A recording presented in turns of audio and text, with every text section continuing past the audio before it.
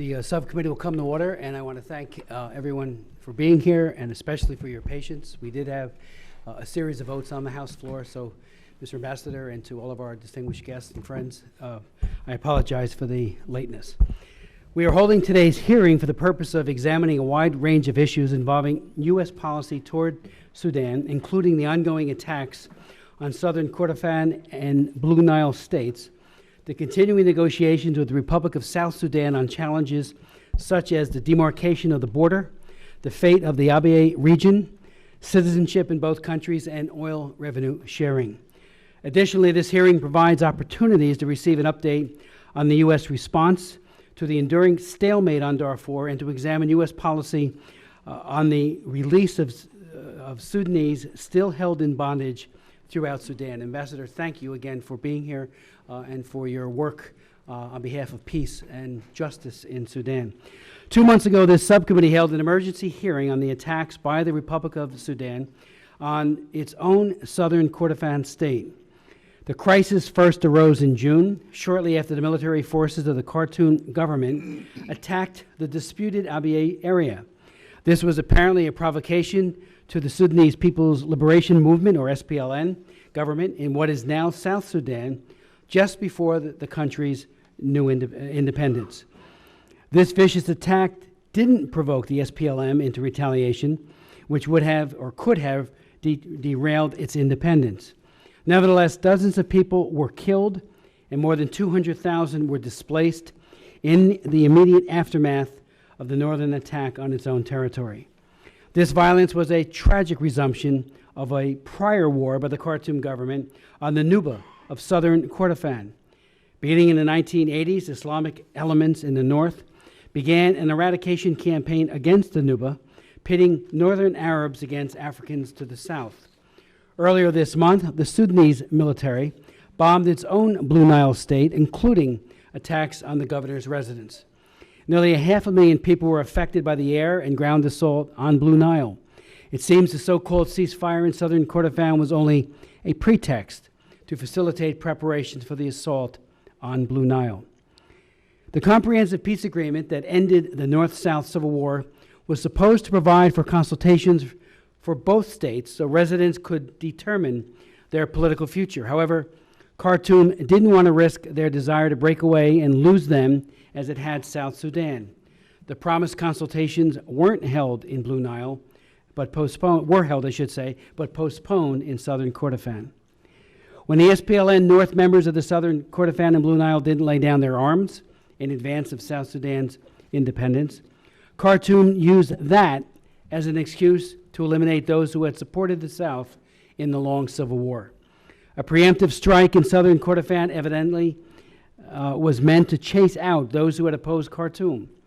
Members of the SPLM North were stalked by the Sudanese military, who went door to door to eliminate them.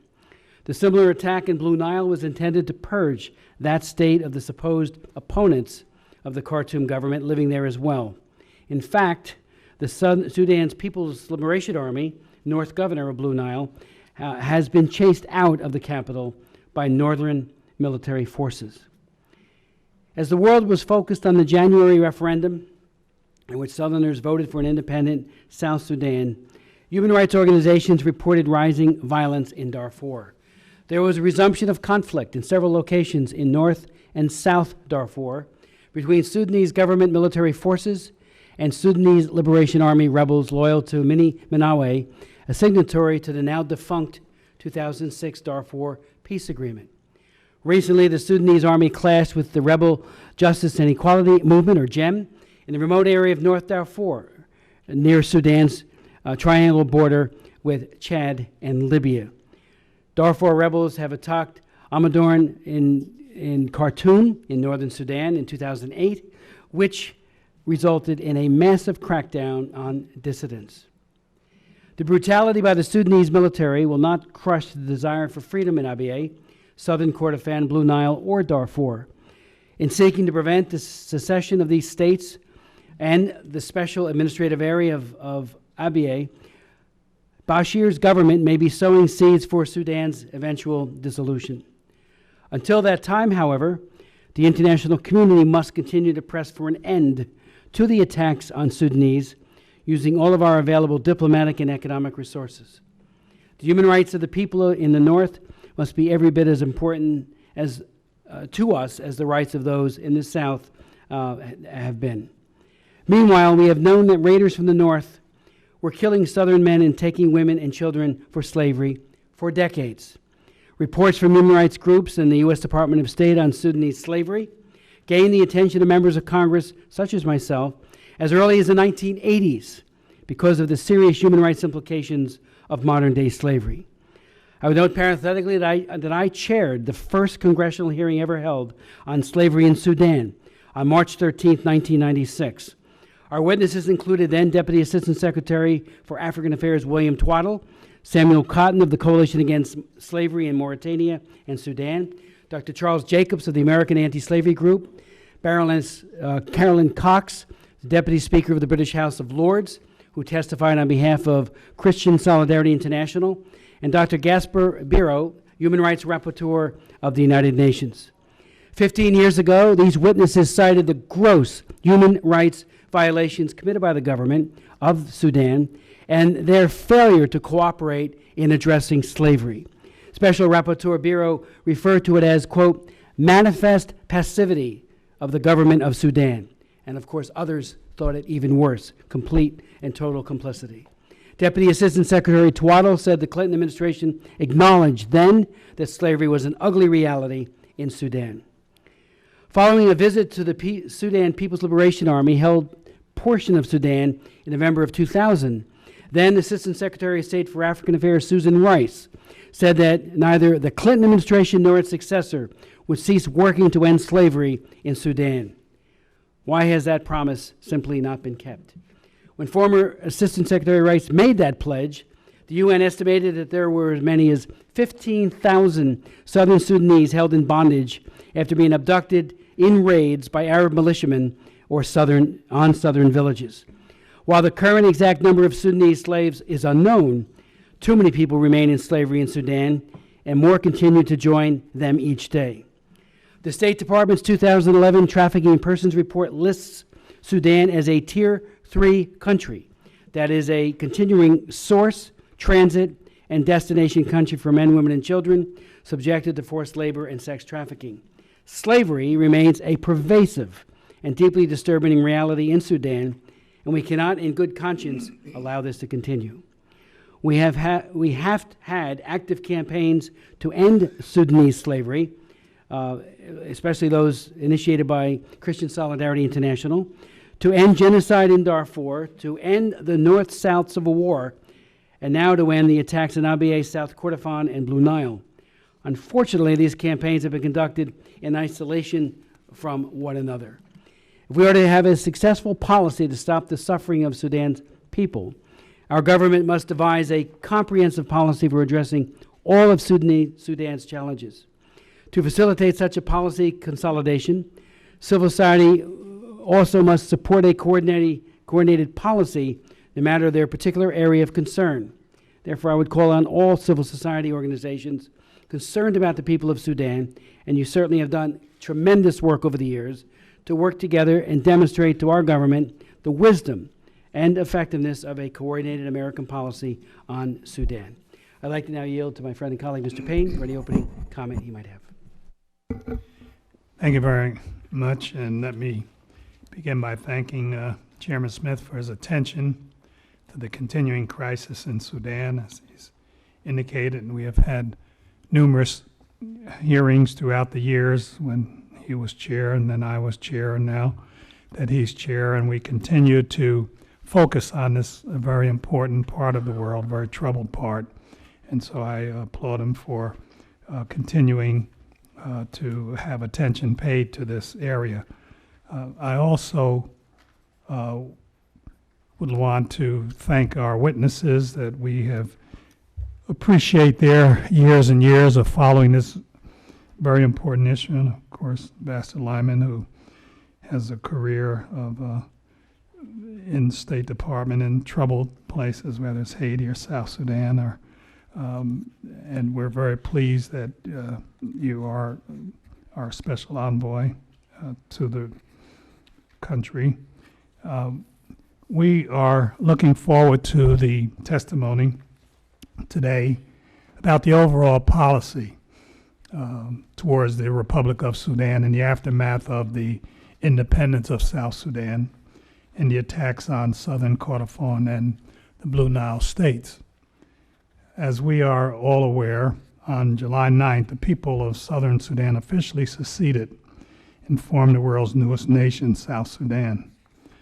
I was among the delegation with Ambassador Lyman and General Colin Powell and many others present, Dr. Susan Rice, at the ceremony, and I witnessed the joy of the people of South Sudan and how jubilant they felt that day after many, many years of 22 years of civil war, 5 years of interim government, that the day finally came that they received their independence.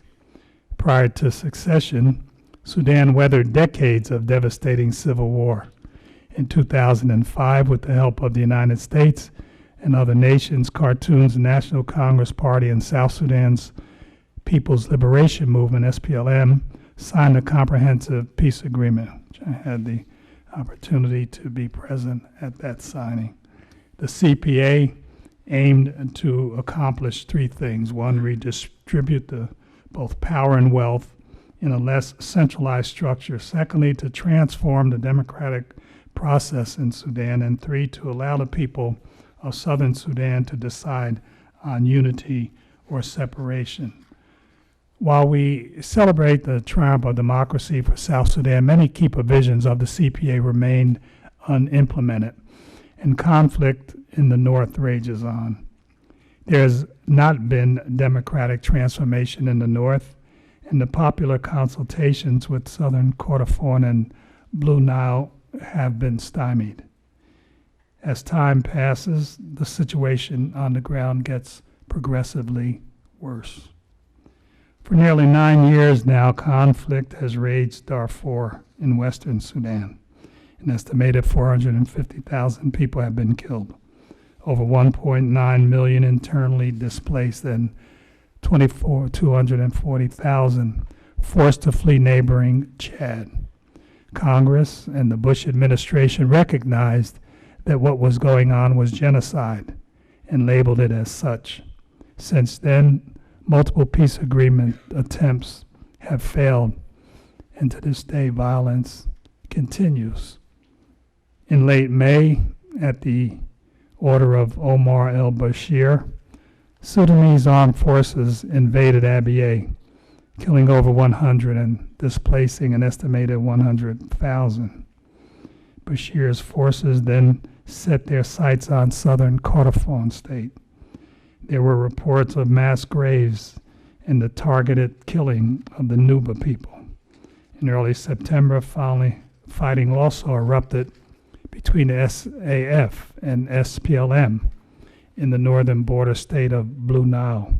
Together, both conflicts have displaced as many as 200,000 people, and Bashir's regime have severely restricted access to the region for the UN and other humanitarian organizations. On September 23rd, the satellite Sentinel project showed evidence that armed forces from Khartoum were mobilizing a massive formation of troops, artillery, and military aircraft to the region, raising concerns about an escalation possibly of the hostilities. These recent events prove that the government of Sudan is continuing to use the same deadly method that it has employed for years against its own people. Yet the people of Sudan continue to push for democracy and inclusive government. They took to the streets earlier this year in demonstrations inspired by the Arab Spring activities in neighboring countries. Bashir's regime responded with extreme violence. There has also been increased cooperation between the various rebel groups dispersed throughout the country. Those groups are united under the mission to forcibly remove Bashir from power. The situation on the ground is fast approaching a tipping point that will likely result in civil war. It is against this backdrop that we take the opportunity today to reevaluate U.S. policy towards the Republic of Sudan. 2 years ago, the Obama administration announced a Sudan policy that focused on 3 priorities. 1, Darfur, the implementation of the CPA, and counterterrorism. Last year, a new policy was announced focusing on diplomatic engagement and the relaxation of sanctions and restrictions. The administration announced a plan to normalize relations, provide assistance and debt relief, seek congressional support for the removal of Sudan from the state sponsor of terrorism designation, support access to multilateral and bilateral assistance, remove executive branch sanctions, and seek congressional support to remove legislative sanctions. All this was conditioned upon full implementation of the CPA, progress in Darfur, and a commitment that Khartoum would not support terrorism. Not only have these conditions not been met, but the situation is much worse. The U.S. and international community should develop a comprehensive and unified plan to reverse the pattern of grave crimes, human rights abuses, and humanitarian crisis in Sudan, and to support the democratic aspirations of the people of Sudan. I am interested in hearing from our witnesses about these issues. I'm also interested in addressing the potential impact of proposed cuts to the United States international affairs budget, including contributions to the United Nations, on our ability to provide humanitarian relief and bring stability to the region.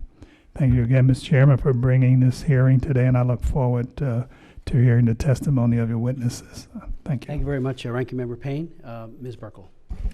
Thank you, Mr. Chairman. Thank you for holding this very important meeting, and thank you to our witnesses here today. Many unresolved issues and disputes remain in the wake of the South Sudanese independence. Those issues exist because the new comprehensive peace agreement has not been fully honored, nor has its goal been realized for the people of South Sudan, for those in Abyei, for those in South Kordofan and the Blue Nile. I believe that most of us in this room want the new Republic of South Sudan to flourish. We would also like to see stability, security, and freedom for the people of not only South Sudan, but also of North Sudan. As we discuss the situation in Sudan and the South Sudan, we must not lose sight of the fact that failure to come to enforceable agreements over oil rights and border lines ultimately translates into more violence and greater loss of life. Again, thank you to our witnesses. I look forward to hearing your testimony. Thank you, Mr. Chairman. I yield back. Thank you very much, Ms. Burkle. And I'd like to now welcome Ambassador Lyman, who was appointed U.S. Special Envoy for Sudan on March 31st. Immediately preceding his tenure as Special Envoy, he served as U.S. Senior Advisor, thank you, on North-South negotiations, where he led the U.S. team focused on supporting ongoing negotiations between the parties to Sudan's 2005 Comprehensive Peace Agreement. Ambassador Lyman previously worked as an adjunct senior fellow for the Africa Policy Studies at the Council on Foreign Relations. He is also an adjunct professor at Georgetown University from 1999 to 2003. He was executive director of the Global Independence Initiative at the Aspen Institute. His previous career in government included assignments as Deputy Assistant Secretary of State for African Affairs from 81 to 86, U.S. Ambassador to Nigeria, 86 to 89, Director of Refugee Programs from 1989 to 92, U.S. Ambassador to South Africa from 1992 to 95, and Assistant Secretary of State for International Organizations from 1996 to 1998. From 2008 to 2010, he was a member of the African Advisory Committee to the United States Trade Representative. He began his government career with USAID and served as the director in Addis, Ethiopia from 76 to 1978.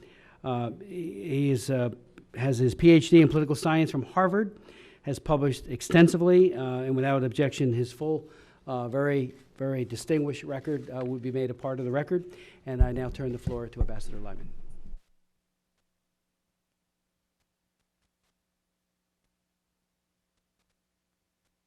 There we go. Mr. Chairman, thank you so very much for holding this hearing. Thank you, the Ranking Member Donald Payne and Congresswoman Burkle. Thanks so much, because we do need this attention on the issues in Sudan. There is much to discuss today, and I would ask if you could to allow my full statement to be made part of the Mr. record. Ambassador, without objection, so ordered. Thank you.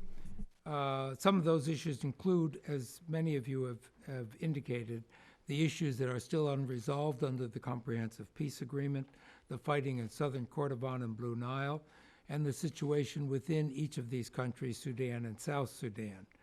While we have witnessed the peaceful independence of South Sudan, tensions remain between the two countries. 3 post-CPA issues in particular remain to be resolved that could in themselves lead to confrontation or even conflict. These are the final status of Abyei, the financial arrangements in the oil sector, and disputed areas along the border. Negotiations on these issues are scheduled to resume this month in Addis Ababa under the auspices of the Africa Union High-Level Implementation Panel, and we are urging the parties to come ready to address all 3 of these. In regard to Abyei, we are also particularly concerned that despite agreement in June and reinforced in September on mutual withdrawal of all armed forces from that area, this has not taken place. And in particular, the Khartoum government has introduced conditions for its withdrawal when the agreement was very specifically that this would be an unconditional withdrawal once the Ethiopian peacekeepers were sufficiently in place, which they are. I and my staff will be present at these negotiations in Addis. But it is the fighting in the states of southern Kordofan and Blue Nile that capture much of our attention at this time. Like the members of this subcommittee and many in the public that follow Sudan closely, we are angry and deeply upset at what has transpired there. The fighting has displaced hundreds of thousands of people. Tens of thousands have fled into Ethiopia and South Sudan. There are credible reports of serious human rights and violations, including the bombing of civilian villages, kidnapping and murder of civilians taken from their home, and denial of desperately needed humanitarian assistance. We have denounced these acts and called for an independent investigation of these abuses. I regret that African members of the UN Security Council, along with China and Russia, have not supported that proposal. The UN Human Rights Council has agreed to renew the mandate of the independent expert on human rights for Sudan, but this is not sufficient. We have equally demanded that the government of Sudan allow an international humanitarian organization to assess the needs of the people in these states and provide necessary assistance. We have pressed for this to take place regardless of whether a formal ceasefire or cessation of hostilities is in place. And we have reinforced that demand most recently in our meeting with the Minister of Foreign Affairs in Washington last week.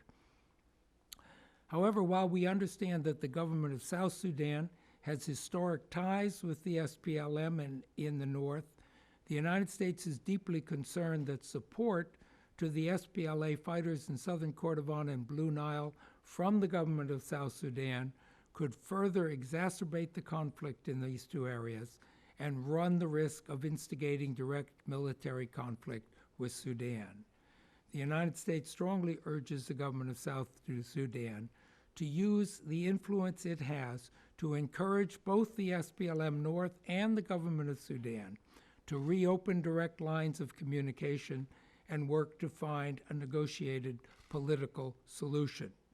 We note that President Kiir will be going later this week to a meeting with President Bashir, and we are pleased with that, and we hope that this offers an opportunity for the 2 of them to discuss exactly this matter.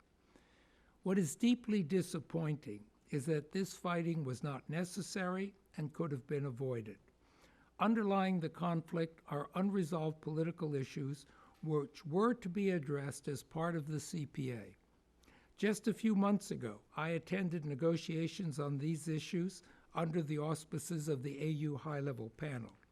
And in June, the government of Sudan and the SPLM North signed a framework agreement to address both the political and security issues in these 2 states. Yet that agreement was later rejected by the government of Sudan. I commend the efforts of President Thabo Mbeki and the AU panel, which he directs, the Prime Minister of Ethiopia, and the Special Envoy of the UN, with all of whom we work very closely to reestablish these negotiations. I'm ready to discuss further as we get into the Q&As of the situation in Darfur, which remains of major importance to us. But let me, in these opening remarks, make a particular point here that relates fundamentally to the outcome in Southern Kordofan, Blue Nile, and Darfur. Right now, Sudan is engaged in war in three parts of the country: the two areas of Southern Kordofan and Blue Nile, and in Darfur. This is happening at a time when Sudan faces particularly great economic challenges. While we often speak of the conflicts in these areas independently, at the root of all of them is the question of how Sudan will be governed in the future. This is a decision for the people of Sudan, not for outsiders. But for Sudan, the time is right for addressing this question. The government, in fact, recognizes that in the wake of the South's independence and the end of the government of national unity, a new constitution is needed, and it has promised a broadly participatory process in creating it. Therein lies the opportunity to address the fundamental issues that have driven conflict in Sudan for many years: issues of power and wealth sharing, of human rights, and the role of democratic institutions such as political parties and the judiciary. A broad-based national dialogue on these issues would offer the promise of a new day in Sudan, one in which all parts of the country and all of its people would benefit.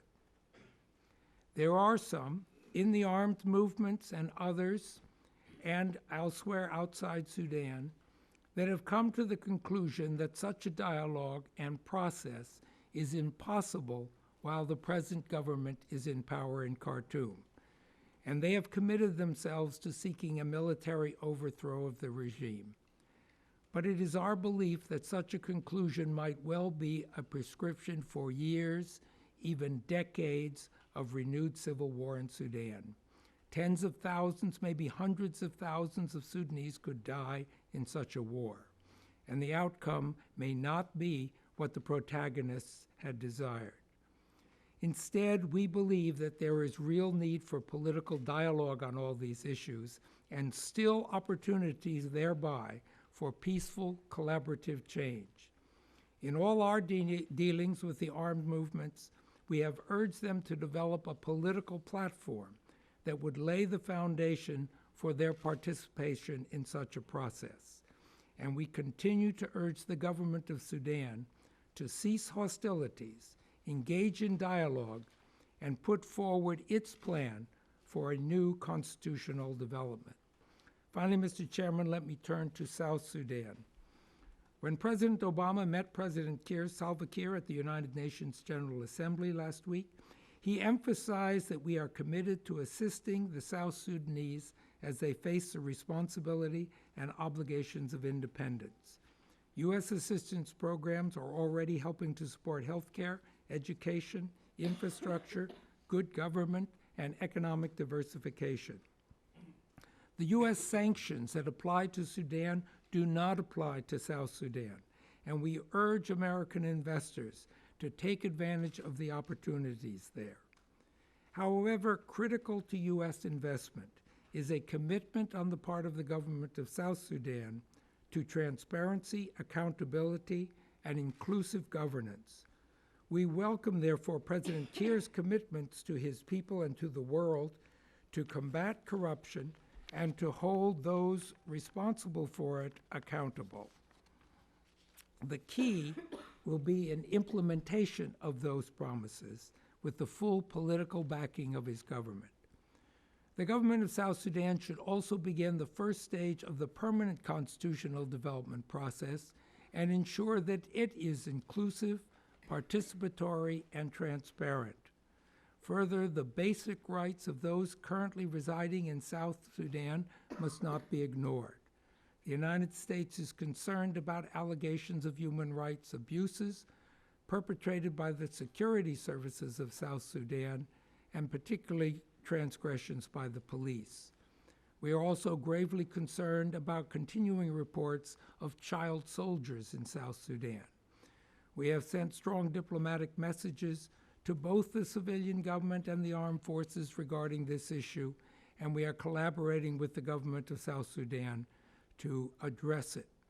We will continue also to coordinate with the United Nations mission in South Sudan and the SPLA to prevent the recruitment of any child soldiers and to ensure all child soldiers that are there are immediately demobilized. In conclusion, Mr. Chairman and members, the United States remains committed to seeing peace prevail in Sudan and an environment in which freedom and economic growth is there for all Sudanese. Right now, the situation is deeply worrisome, but we must persevere in bringing an end to the nightmare of war, deprivation, and suffering that has gone on for far too long in this part of Africa.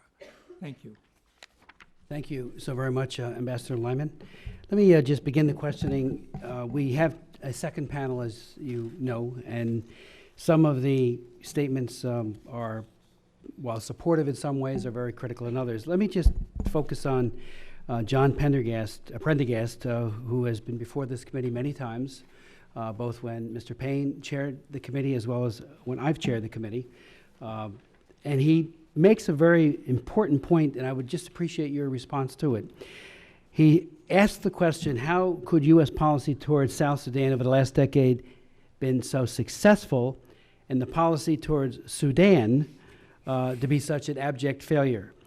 He says, contrast this with the U.S. policy towards the North after he talks about what we actually did in a bipartisan way vis-a-vis the South.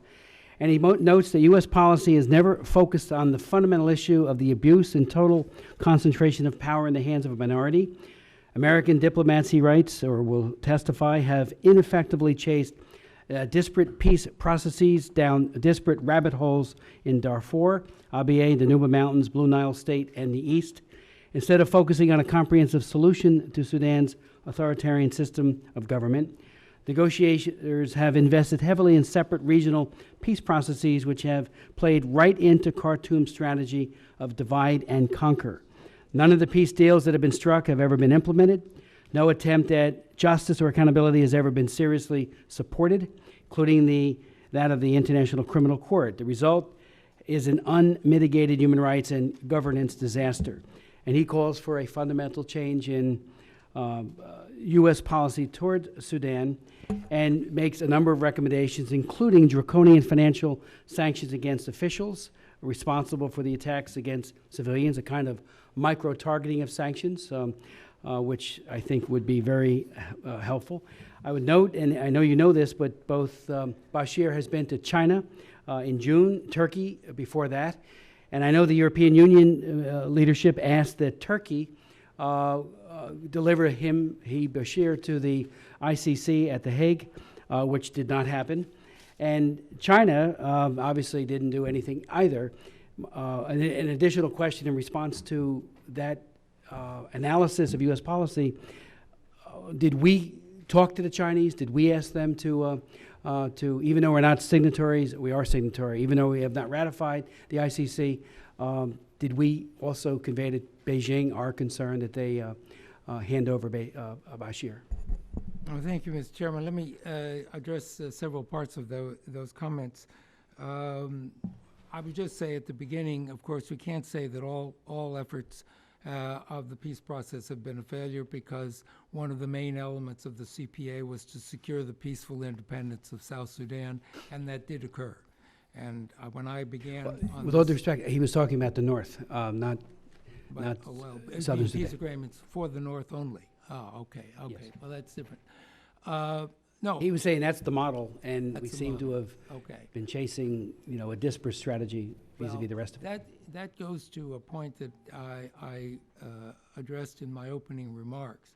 Clearly, the fundamental issue that has created conflict in many parts of Sudan, the two areas that we've mentioned, Darfur, is this whole question of governance, this whole question of power sharing, of human rights, etc. That's an issue that is fundamental. The question is, what is our role in that regard? To be candid, the government of Khartoum thinks that the only interest we have is in regime change. They tell me that all the time. What we really want to do is to encourage the kind of change that is absolutely necessary for Sudan. We have sanctions on Sudan. We have individual sanctions on people who have perpetrated human rights. We have had sanctions in place for 8 years. They are some of the most heavy sanctions we have on any country in the world. They have had some effect. They obviously haven't had the effect that people would have wanted. And what motivates the government of Khartoum is not so much the sanctions as their own view of retaining power as they see it in Sudan. But I think all of us concerned care about these fundamental issues of governance. And encouraging that kind of change is what we can do. But reaching inside and forcing that change is something probably we can't do. Now, the attitude of other countries is important here. Yes, we have said to China and to others that they shouldn't invite the president, and we have made that point in every case. China has a very important role in Sudan, and we have urged China to use that influence both to avoid further confrontation with the South over the oil issues and to follow a peaceful process of political negotiation in southern Kordofan and Blue Nile. I think they have conveyed those messages, but I can't tell you how strongly or in what fashion they delivered them, but they say they have delivered those messages. On the attitude of our European friends, I think they're very much on the same wavelength as we are.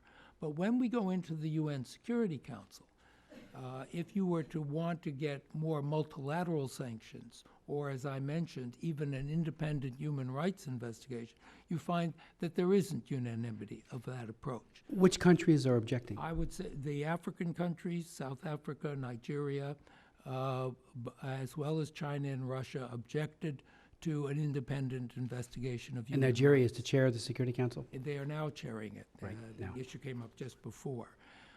So getting the kind of unanimity in the international community on such issues is a upward battle. They have their own reasons. They take a different view of how to influence Sudan. So we work on those issues. We continue to push for an independent investigation of human rights, for example. We try to mobilize all the other countries to emphasize the need for humanitarian access. And I think everybody is concerned about how Khartoum responds to these fundamental issues of governance. How hard have we pushed back with the allies and friends who have looked askance to some extent, like Nigeria? I mean, we're close to Nigeria, we're close to South Africa. What do you think? I mean, do we really make it I frankly liked what Mr. Prendergast said when he talked about draconian sanctions. We usually use the word draconian to talk about the bad guys, but we need to become draconian ourselves and at least isolating. And I know you know this, and you have given them no quarter either. But you're not everywhere in our government, and so the thought is, how hard do we push it at the UN? Well, I know up at the UN, our permanent representative, Susan Rice, has certainly pressed these issues very hard, and we have addressed them when we meet with them, and that was true in our meetings with them up in New York during the General Assembly, and our ambassadors raised them. They take a different view. For example, the African countries, Nigeria, South Africa, argue that there should be more incentives rather than sanctions, that they should be given more rewards for having gone along with the secession of the South. So they have a different perception of what would work to move Sudan than we do, and they feel very strongly about that. The Russians and Chinese in general don't like to support sanctions. So I think it's a very fundamental disagreement as to how you approach the issue in Sudan, and we keep working with them. Now, we do work together On the negotiations, the Africa Union High-Level Panel plays a major role in bringing about negotiations, trying to find peaceful solutions. We work very closely with them. And I was in Beijing just recently to urge the Chinese to play a more active role in these areas. So it's a question of working with them where we can find common ground, recognizing that they take a different approach to how to motivate the government in Sudan. Did anyone in our government ask Hu Jintao and anybody below him to arrest and to facilitate the arrest of Bashir? I mean, as we all know, Bashir did not go to Ankara because of the pressure. Another reason was found. We did convey to the Chinese government that we thought it was wrong for them to invite President Bashir. That came from the White House. I don't have exact details, but I know that message was conveyed. Could you provide that for the committee? It would be very helpful to have that, because the stronger and the higher up, the better, obviously. Let me just ask you with regards to slavery.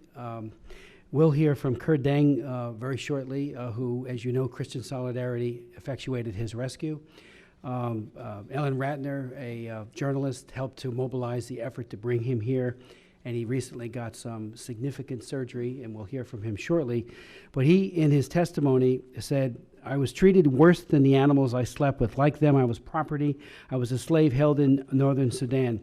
But the animals weren't beaten every day. I was, every single day, with a horsewhip. Sometimes on my front, sometimes on my back, sometimes with my clothes on, sometimes not, but every day. The animals were fed every day, but I wasn't." And then he talks about how the chili peppers were rubbed in his eyes as he was upside down. Cruel, cruel torture, making him blind. And thankfully, the intervention will, we believe, lead to him regaining his eyesight. It's in process of healing. Can you speak to the issue of slavery? How many do you think? What are we doing to help free the slaves in Sudan? Well, you have, as you indicated, have put a spotlight on this issue for some years, and it's not only a tremendous human rights issue, but it is a source of a great deal of lingering bitterness among communities that have suffered. I found this in several trips to Sudan, that this remains a source of great bitterness. Some of the type of attacks and slavery were ended when the Civil War ended and the South was able to gain its independence. But we still have people who are held, and we still have instances of it occurring in other contexts between groups that engage in raids on other ethnic groups, sometimes in South Sudan, and capture children or others and keep them. So it's an ongoing issue, not quite the scale before, but still an ongoing issue. It's part of that general need in Sudan to establish a constitution that protects human rights, that investigates wrongdoing and brings people to accountability. That doesn't exist today. And it's the fundamental issue that divides the people of Sudan, whether it's considered, felt to be ethnic, whether it's felt to be political, et cetera, when people are arrested, when people are enslaved, when people are dragged out of their homes. This is the fundamental issue in Sudan. And what we are urging and hoping is that there are people in Khartoum who say this is not a path we can stay on. This is not a path that will survive, that we have got to change the political system. There are people inside the government of Khartoum who recognize this. The question is, how will they come forward and create a process that people have confidence in? We don't see it yet, but we think it's terribly important. Otherwise, there are going to be situations like Southern Kordofan, like Blue Nile, continuing trouble in Darfur. These are the fundamental issues. With deep respect, I would ask that you raise the profile of the slavery issue. When I held that first hearing, and I did subsequent briefings and hearings, we even heard from a woman who told the story how the door of her small home was kicked in. Her sons were taken, were forced, given Islamic names, forced into Islam, and she was beaten senseless. And she stood there or stood here and told her story. It is a tool of war, just as rape is being used as a hideous method of war, so is that. So I just would ask you to raise the profile of it if you would, please. Thank you. Mr. Payne. Thank you very much, Master Lyman. As we've seen the problem in South Kordofan and the Blue Nile, what solutions? There's been criticism because it's been alleged that the SPLA supported their comrades in South Kordofan when they were being attacked by the Sudan Armed Forces. As you know, the SPLM in South Kordofan were aligned with the South, and it would sort of be unconscionable, I suppose, to allow the government of Sudan to continue the atrocities they were doing without expecting that SPLM from South Sudan would respond. What is the U.S. expecting from the SPLM when the government of Sudan is bombing and, as you know, went house to house? And what do you suggest as a resolution? Of course, we want to see a cessation of hostilities, but without the SPLM being able to protect themselves in South Kordofan, they're sort of left in an untenable position. So what does the U.S. suggest that they do there? Well, Congressman, there is clearly a historical link and important links from the civil war between the SPLM and the SPLA in South Sudan and the elements in the north. But now that South Sudan is an independent country, this is an issue that it takes place in another country. It takes place in Sudan, across a border. And while we certainly understand those linkages, we don't think it's wise to encourage the idea on the SPLA side in those states, any more than on the government side, that there's a military solution to this problem. And there are some who do feel that's the answer. This is the beginning of the revolution. And what we see is continued fighting with neither side being able to achieve a military victory. So what we would like the government of South Sudan to do, and I think President Kiir's visit this week with President Bashir offers an important opportunity, is to convey to both sides that there isn't a military solution in this area, that there must be political negotiations, that the government of Sudan will help in any way it can, the government of South Sudan, to encourage and facilitate those negotiations. But we don't want this to become another North-South war. And for the South to engage militarily in those states does run that risk. And that would widen the war in a major way and would have consequences that I would not like to anticipate. So what we are asking of South Sudan is be vocal on behalf of the fact that neither side can win a military battle here, that the fighting should come to an end, and there should be political negotiations, and to offer its good offices in any other way it can to help bring that about. Well, the government of Sudan has been unwilling to allow outsiders into South Kordofan. Where do the Ethiopian troops stand at this point? Well, the Ethiopian troops are in Abyei. They're not in southern Kordofan or Blue Nile. They have taken up their position in Abyei, and even though they aren't at full strength, they are at sufficient operational capability that they were arguing that the withdrawal from Abyei should now proceed immediately. The force commander is very good. He's very capable.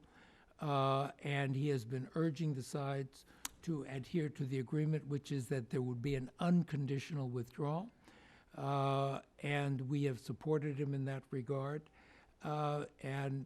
This issue will come up at the UN Security Council on Thursday. And we see no reason for the delay that has taken place. There were various delays in this process, but right now it's the government of Khartoum that is not withdrawing its troops and it's raising conditions that are not in the agreement. So we have to press for that. But on Southern Kordofan and Blue Nile, there is no international presence. The government has not allowed it. And that's one of our great disadvantages, because even to get a good handle on the humanitarian situation, let alone the human rights situation, we don't have independent verification there. And we have pressed the government very hard on this, government of Sudan very hard on this. The humanitarian issues are becoming overwhelming. And they do themselves no good by denying humanitarian access. And pressures are building up in this regard. People are looking at alternative ways of getting humanitarian assistance there. That's not in the interest of the government of Sudan. So we think the humanitarian access issue is a top priority, and we think they ought to allow it. And I'm sure that the SPLM will open its areas to any independent international organization that comes in. Yeah, I agree that I don't think that continue hostilities, that it's certainly not going to lead to anything but worse conditions. However, the government of Sudan refuses to allow even humanitarian assistance, and that's true. I was mixing Abyei up with the Ethiopians with South Kordofan, but if the government of Sudan continues to refuse to allow there to be some protection, they're sort of baiting the SPLM if they could once again have a tax on them. And I think that we should certainly also urge them strongly, as I'm sure you will, that there needs to be some protection from a neutral party in South Kordofan to protect the SPLM North that are there. As it's been mentioned, we find that Bashir definitely refuses to cooperate. We feel that there perhaps even need to be more pressure. Now, I know there's some thinking in the Department of State that we should, give kudos to the government of Sudan for allowing this separation. But it seems to me that when we talk about easing sanctions, as it was not by you, but the previous special envoy, I just think that that's really going in the wrong direction, because this government just seems like they simply defy all logic and just refuses to come with any kind of solutions. I know that there was a meeting in Uganda that you recently had, and I wonder were there any kind of breakthroughs in that in your negotiations there? Well, thank you. I just make a pick up on another point you made. It goes to a question you asked earlier, Mr. Chairman. When we talk to other governments, they often take the position that we haven't offered enough rewards to Khartoum. Our position has been, look, sanctions are there for a reason. They're there to change behavior, to signal the need for change. And the normalization process requires change on their part in terms of fulfilling the CPA and certainly ending the fighting now going on in Southern Kordofan and Blue Nile. Other countries say to us we should have given them more at the beginning, but that hasn't been our policy. We think that the government faces now very severe economic problems. There's a $2 billion deficit in their budget for the balance of this year, $4 billion next year, because of the loss of oil revenues. They need to address these fundamental economic issues, and that means turning away from this war and these wars and engaging in a different set of both economic and political policies. But coming to your question about Kampala, I went to Kampala to meet with members of the SPLM North, Yasser Arman and Abdulaziz, and also with an element of the JEM, the Justice and Equality Movement from Darfur. And the point of those meetings, Ms. Congressman, was to say to them, what is your political platform? It's one thing to say, you know, you're against the regime or whatever, but what is the political platform that you're putting out there? That if there was an opportunity for a political dialogue, what do you represent? It can't just be, I'm against the regime. It has to be for something. And I think you'll see in some of the material coming out from the SPLM North more along those lines of what a political platform would be. In relationship to Darfur, we have now a split taking place in JEM. Khalil Ibrahim has come back from Libya apparently with a lot of weapons, and we foresee further fighting in Darfur. But another part of JEM has split off and said, we're prepared to go to Doha and do further negotiations. So we have a split there. And we are trying to pursue a process whereby the government implements some of the things they've promised to do, but where the armed movements say, we're prepared to negotiate, here's our political platform. Well, I guess my time's expired, but there is continued frustration on Darfur. I'll be having a meeting in my district just this Friday coming up with our Darfur coalition, and they are certainly disappointed at the lack of progress. And I know that a GEM person has been appointed vice president, but I'm not sure that's going to solve the question. I wish that, I know that the oil sector is going to impact on South Sudan. Is there any way that we can get, one of the problems with U.S. businessmen is that they are confused. It is not that they're confused, it's that they say that our State Department, not you per se, everyone but you, are confused because they get confusing answers, and so Treasury says one thing, USID says something else, Department of State says something else, now Security says something else. When do you think the policy will be clarified and we might have a single policy? Sometimes I get confused. The first point, as I mentioned, is that sanctions generally do not apply to South Sudan. Right. The issue in the oil sector is to determine when investments there have a benefit for the North, on which there are still sanctions. And quite frankly, the Treasury, and this is not a criticism of the Treasury, they have to issue guidelines along these lines because a license will be required. What we would like American companies to do is to make application for those licenses, because that will help clarify what the dimensions of investments might look like and how we would structure the licenses to meet the requirements. We want American companies there. We want them in the oil sector as well as others. And that it is tricky, with all respect to the people working on it, but it would help.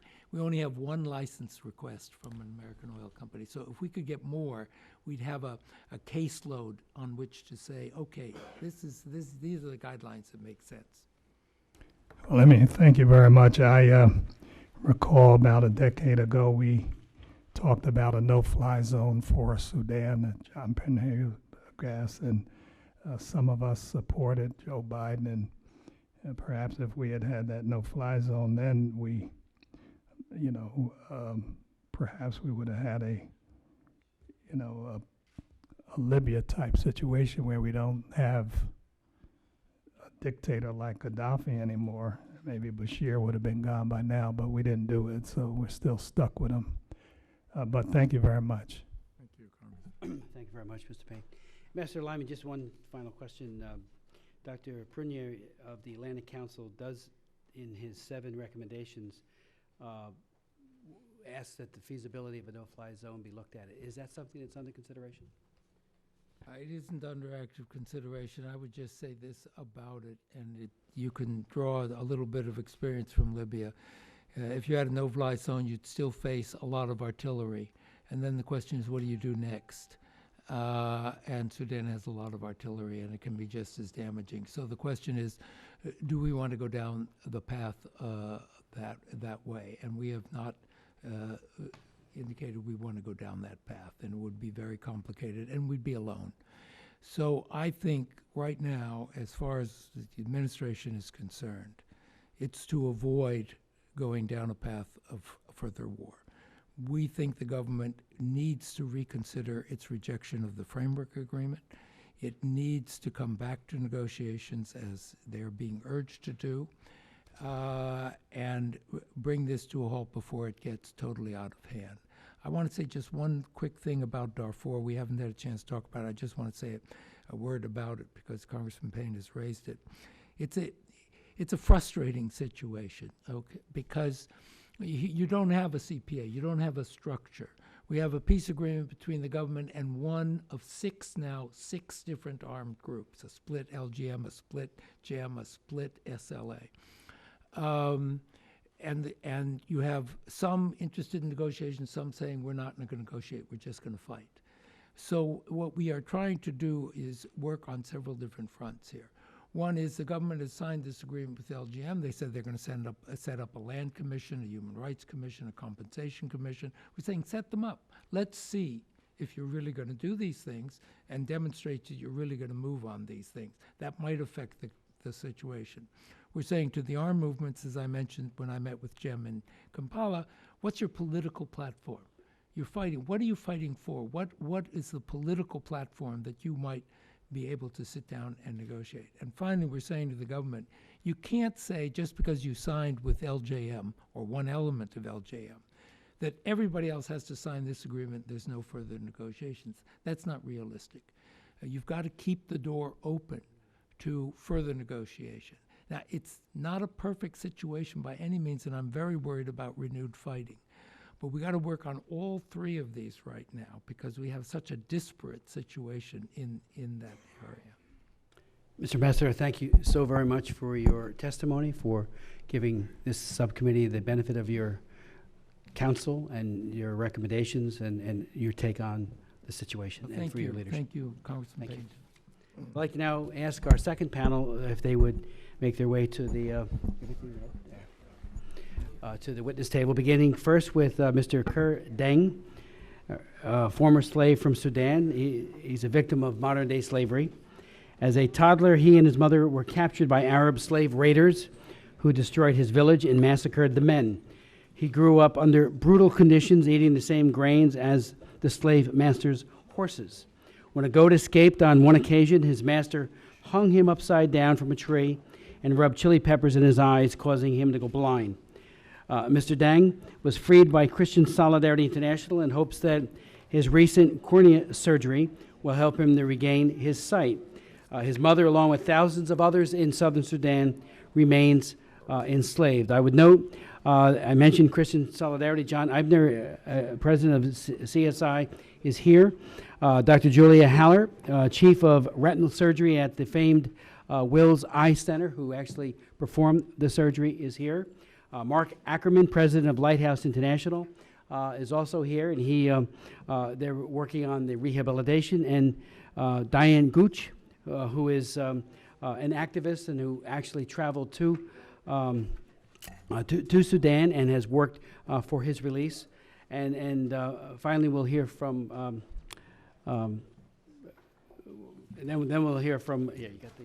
Yeah, I know, Ellen. And then just to introduce her, Ellen Ratner, and by unanimous consent, will be part of our panel. And I thank Mr. Payne for his willingness to accommodate this activist, an accomplished journalist who works with National Public Radio and Fox News. She has a long and distinguished career in the media and And at the news conference earlier, she became an activist upon attending slave liberations with Christian Solidarity International.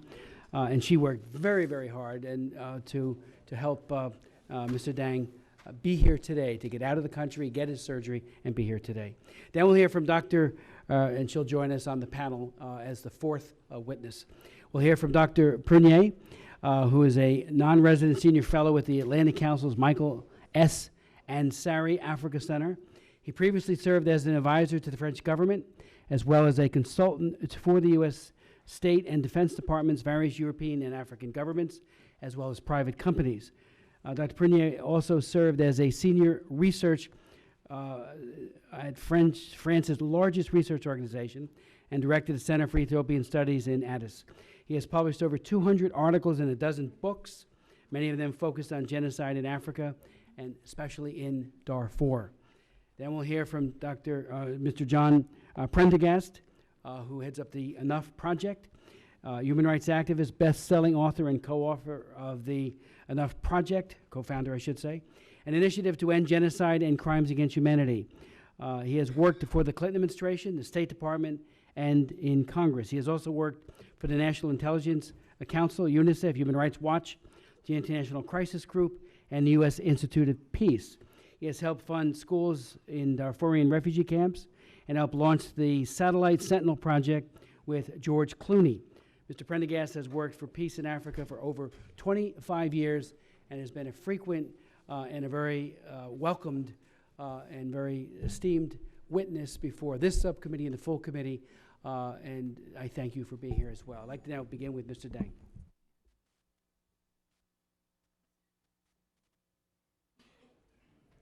Yeah. Okay. We are going to show a tape, a video with Dr. Garang, and then we'll go to Mr. Dang.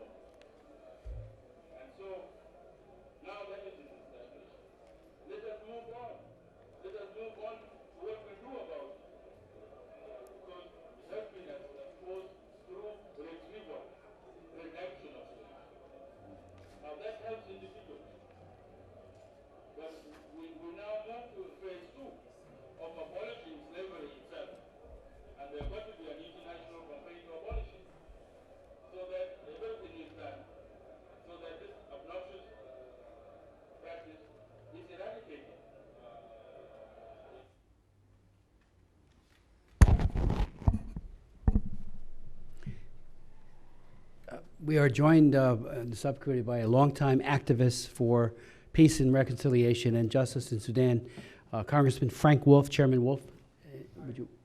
I just appreciate you, Mr. Smith, having the hearing, and Mr. Payne, and I just came to, just support you. I think, I guess Mr. Lyman has left, and but this really can't. It really can't continue. This has been going on for so long, but I just want to thank you, Mr. Payne, and with that, I'll end. Thank you very much. Mr. Deng.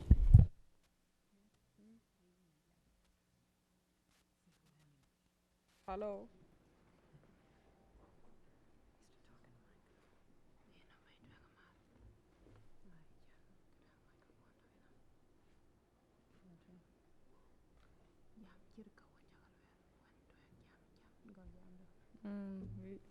Hello. Microphone closer, please. Hello. I'm talking about me today in DC. Huh?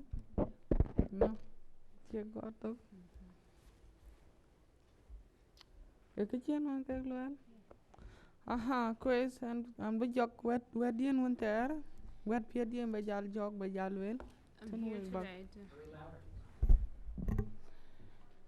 I'm here today to tell you about my life experience as a slave Kujala the chip piedi ben warden then by Jal wig. and how my life has changed since I got out of slavery. When poor me at wet chan wig ban yok bo more but the pay. I'm happy to be here right now, share this moment with you. But Jan Washington, you Washington, they are being ye go quick. I used to hear about Washington, but now I'm here. Chong Alon kind of thing kaya yok. Even though I do not fully see everything around me, I feel it. I love American food, broccoli. Yes. Quiz. Warian no Sudan. When I was in the north, Meat pachiraka kakang yok. I never had some meals like I had here in the U.S. right now. Ko achemi the pay. Didn't have good nutrition. Nala ben America kalo miet na luel what the ben choi tin rambaya jor ka bag luel So when I came here, I was not used to eating every single day, 3 times a day, and I was worried about my weight. Kayen kediang wen akan koi kong ngon ngodel me jen raj. Now that I have been very fortunate to get out of this situation, I still think about those who are in the same situation I was in. Ka pierden au yue chan bo be war bi nim lao to man chan no ben lao. All I just want them to get out of the situation and have freedom, just like I am now. Ku kek bi nim war ka da bi nim tak mun wa chan num tak ku ya ka jal wa lo anjal ya ka chingal wa no anjal. So when I got out of Zachariah's house in the north, my master, one day it just came to me that I have to go. Now I'm free. I have to go back to my homeland, south. Kayen chiang waran pan Zakaria chupat bun mana chiang mana tak ko mana pedi. When I was at Zachariah's, it was something unimaginable. Yani luyo num ga chi TV ba ya lo chi de ting. Now, every now and then I have relapse. Every single day it plays in my head. Kina ba mola aba palping. But I have hope that everything will be okay from now onward. Ko en ben yang ke kang ben tan te da chi tan ngan tan aku mai ben ye kin kana ka kang yok. So I'm very happy to be meeting with all these people that I have always never thought I could meet. Ware ok was Zakaria wanin togi je chinda pedo na kanin tan. When I was in the north with Zachariah, I was basically like his goats. Like every single night I spent the night with his goats. Jalama ya na rugo na quick. And my mother would sleep in the garden. Ko jala kwa let pat yang ali we jalabia ini ching. Every single day I wore jalabia. Ani chagan chal habakar. They gave me a name, Habagar, La Muslim. and they made me to be a Muslim. Kano Sudan ba Christian ko ko. While some of the people in the north were Christian, and I didn't even know that. South, I mean, yeah. Oh, South. in the south. Yeah. Wajal ban lo kanisa to. So when I came back to the south, I tried to go to church. Yeah. Ka kayen chiang na raja pa di de chak ting de chit dien chin yan di good. You have seen in me now what happened to me and how my situation was. You have heard it all. Ko che yang wot ko to tin ang ngi na pa di. And it's not me alone. It didn't just happen to me alone. Ko chen riel ke kyat. Many people in the same situation, they don't have the power, the means to get out of that. Ko ai chol wa jenke. And they call them jenge. Yeah. It's the name. Ko wa chen tengit ko wa jarel ba ulang tengit ko chen aburur kwa lu ben so Sudan ke chiru bodor ko na go. So it was very difficult when you are in that situation. You try to get out of it, but you are also afraid. If you try to escape, you're going to get caught along the way before you reach the south. E mala gandu no mal to man jang in tong bai. So we stayed, and my mother would teach me my Dinka language. Zakaria elo ka ja jam tong man jang pa Even de. though Zachariah prohibited us to speak our own language, Ke tong Arabi. most of the time we speak Arabic. O garuk na vila ba den ka lo charo lo kwai ro ya. Taught us to pray in a Muslim way. Le nya chan ya le be man jang. You don't have any other God but this. Ake ke le go ka jala man jang a nyin ngong ben koi kok.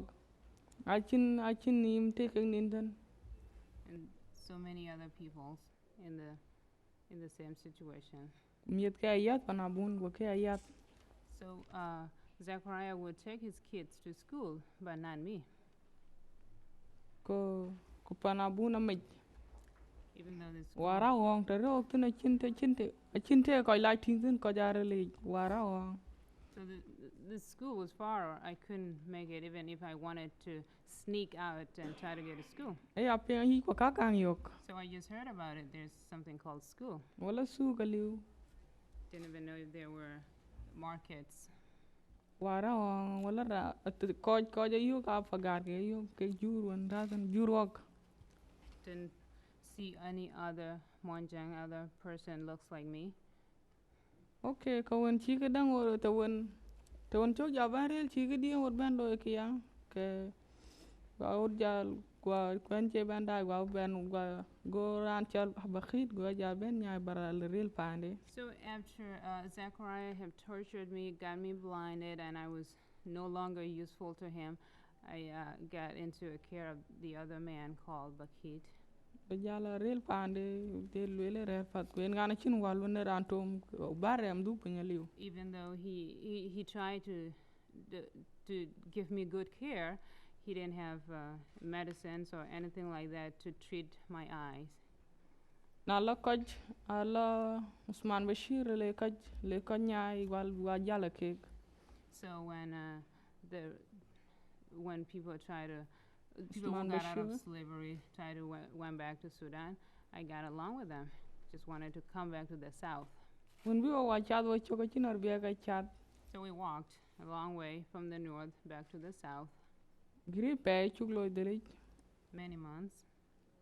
na lo het ko jul ben o ko wa chin nim jal ben ko jal ku nyi tantok. So when we came back to the south, we gathered the same place. Come on jing so sa jal ben jalo ti So people came and saw us, asked where we were coming from. jal ku rel te na en jol mun sama jal ben ka kuj ku da to det We didn't even know where wai To- rioj to go and how to start about your new life in the south.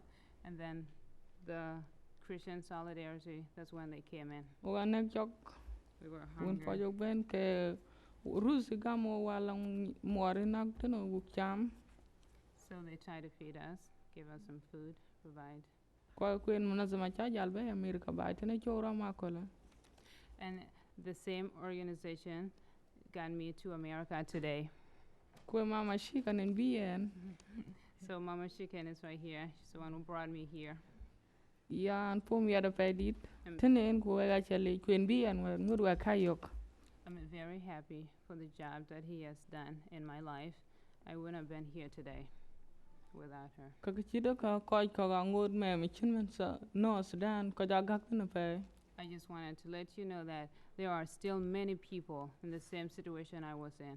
Koi ka real bi ka ga liu ka wij ben. They don't have the means to get out of there, but they want so badly to get out. Timang war lo chwet mo ji nga chwa ya pin ka chwa bwe bi ga ni ne yer. Bay. Like during referendum, they were never given chance to, Buka jare kwe di To vote. Khartoum. and many horrible things were done to them. Na len ka real ngut kai ben na kuma da chin real ko nyen ke big ben kwa ngi dere ke ten gu real ko nyen ke ga liu big ben so If they had the power, they would have left long time ago, left the north. ke na ke ka ke chiru lu yo ka ju ja pa ka ngacha chin wel tok wel a chilo ka big tok. So many things. I have no words to describe everything that went on with us in the north. We chan big ben be ko real du na ngat ba ka coin big ben south I know that you have the power to get them out of there. big ben man wa chan ben big ben ba fanden. So they can have their freedom like I am now. Yeah, anu pom ya da pedit kwan tok. I'm very happy and thank you all.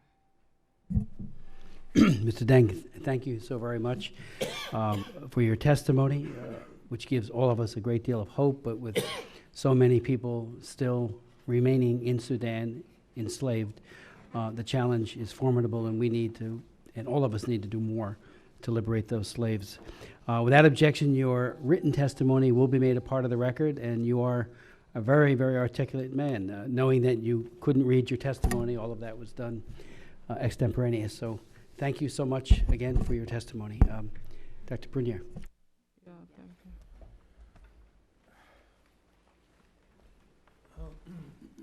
Mr. Chairman, Ranking Member Payne, distinguished members of the subcommittee, I would like to thank you for the opportunity to testify today on the current situation in the Sudan and to comment perhaps on the policy options that would be available to the U.S. in this respect. I'm not a humanitarian, I'm not a political activist, but I'm an academic. So perhaps I would take this opportunity to try to go back into the deeper background of the present situation. What we're witnessing now, stretching from South Darfur all the way to Blue Nile, is not a violation of the peace or humanitarian crisis. It's something much bigger, much more serious. After 56 years of conflict, this is probably the last stage of a fundamental and massive restructuration of the very basis of Sudanese polity. Sudan has never been a nation state. It's an arbitrarily cut chunk of the African continent, which its Ottoman conquerors slapped together during the 19th century. It was a mixture of three, not two, basic strands of humanity: cultural Arabs, African Muslims, and African animists who later converted to Christianity. That polity was dominated by the first group of people to the detriment of the two others. Under the Turks, under the British, and since 1956, under the independent government of the Sudan Republic. The religious contradictions appeared to loom very large and were at first thought to be the main, if not the only ones, leading to two extremely long civil wars, the first one between 1955 and 1972, the later one between 1983 and 2002. But one thing many observers often missed at the time: the Islamic culture was, in terms of size, the dominant one, but the Arab culture was not. In other words, the Arabs are a minority in the Sudan. And the fact that the Muslims are a majority, the two were often confounded. This put the black African Muslims in a tremendously ambiguous position. During the first war, they sided with the Arabs. And most of the fighters, most of the soldiers fighting in the south, killing black Africans, were other black Africans, not Arabs. But during the Second War, the clear message of guerrilla leader John Garang de Mabiour insisted on culture and economic marginalization, not religion.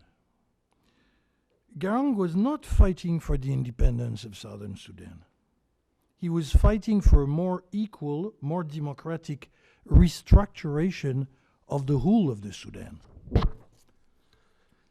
As a result of this new ideology, African Muslims switched progressively from siding with the Arab minority to allying themselves with the Southerners, either by joining the SPLA directly, as was the case of the Nuba in South Kordofan, or else by starting anti-Khartoum insurrections of their own in Darfur and among the Beja populated populations of the East. The problem came to a head in January 2005 when the Comprehensive Peace Agreement was signed. Because this agreement treated the conflict and its solution in a binary manner. On the one side, the Arab North versus the Southern Africans. On the one side, the Arab Muslims versus the Christian blacks. But what about the problem of those populations who are black Africans and Muslims? Northerners, but fighting alongside the South. The agreement had nothing for them apart from a very vague mention of popular consultations, which carried no political weight and carried no legal obligation in the post-war period. What we see now is a refusal of that very large section of the Sudanese population, basically 1/3 of it, to fit on the Procrustean bed where their hopes and aspirations are supposed to die. 1/3 of the population, neglected and made invisible by the CPA, in spite of the benefits that it could have for the South, is revolting and fighting from Darfur to the Blue Nile province by way of southern Kordofan. It started with the non-resolution of the Darfur war in the unrealistic Doha process, which has not put an end to the conflict at all. It went on with the attempt at disarming the Nuba SPLA forces in South Kordofan, which was legal from the point of view of the CPA, but which was a completely unrealistic move because these people were the guarantors of their community. And it ended in June with the government attacking the elected SPLM governor of Blue Nile, Malik Agar, in an attempt at reducing any manifestation of the political force with which it was faced. This now means open war from the border with Chad to the border with Ethiopia, clear across the whole country. Considering this situation, what are the possibilities now open for a constructive US approach to this massive structural crisis? First of all, and there I will have to disagree with the special envoy, get him Khartoum, but of course in his position this is quite normal that he would say so. Get him Khartoum to genuinely negotiate peace is an unlikely prospect. Why? The present regime is, after 56 years, the last rampart, the last protection of Arab domination in the Sudan. And its track record hardly suggests flexibility and adaptability. The second point I would mention, there are 7 of them, is that Sudan's neighbors probably have a better access to the problem, particularly in the case of Ethiopia and Uganda. Their initiatives to attenuate the effects of the conflict should be helped and supported. The third point is the ways and the means to help the victims, because the war will go on, regardless of what we might want. The war is the last resort of the people who have been completely marginalized as a result of the CPA, and it will go on.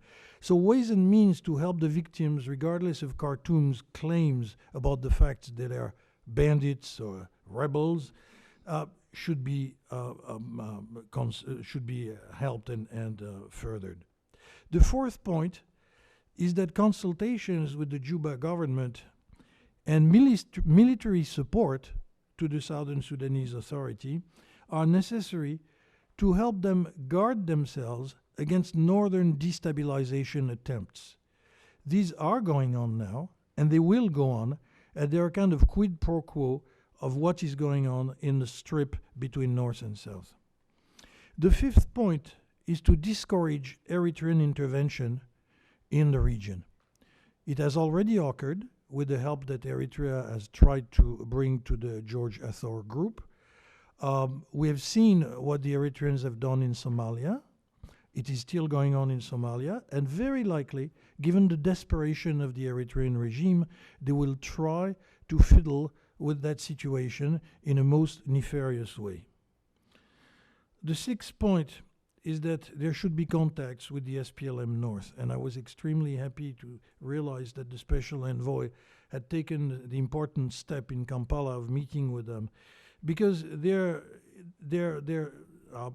representativity should be heightened, their visibility should be heightened, and they should be helped also with the possibilities of alternative humanitarian help that they can do for the war situation, where access would be denied to foreigners, quote unquote. And finally, something which is not very easy technically would be trying to install a no-fly zone from the base in Djibouti. Now, as the special envoy was saying, this is not a solution for the whole war problem. There is artillery indeed, but then we've seen in Libya that airplanes can knock down artillery forces. So the no-fly zone maybe could be extended for further benefits. So I thank you for your attention, and I look forward to questions. Doctor, thank you so very much. I now ask Mr. Pendergast. Thanks very much, Mr. Chairman, of this subcommittee, and for you three human rights champions, Congressman Smith and Payne and Wolf, for all the efforts that you've made to shine a bright light on, for so many years, actually, on the plight of the people of Sudan and South Sudan. Mr. Chairman, since you stole what little thunder I had by reading parts of my testimony to Ambassador Lyman, I thought I'd have to get a little creative.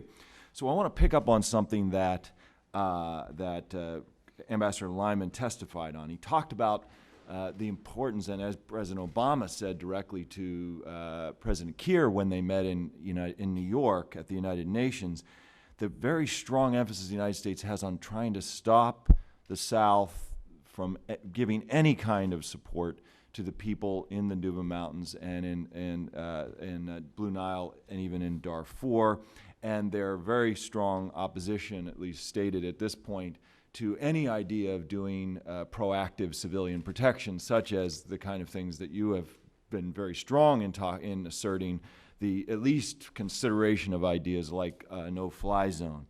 And I want to look empirically at what happened over the last 10, 15 years, and why I think that's very injudicious as a means of basing your policy towards North, towards Sudan, and the potential for conflict between North and South. Because if you look at the way we have dealt with this issue of our relationship with opposition movements, we have demanded that the South and other elements within Africa not support the SPLA North. We, in fact, went further on the Darfur front and demanded that the Chadian government stop its support of any kind for the Darfurian rebels. And we, of course, were at the time, as you pointed out, and as Congressman Payne actually pointed out in his cross-examination of Ambassador Lyman, the United States opposed any kind of no-fly zone during the last decade in Darfur, as there have been calls for that.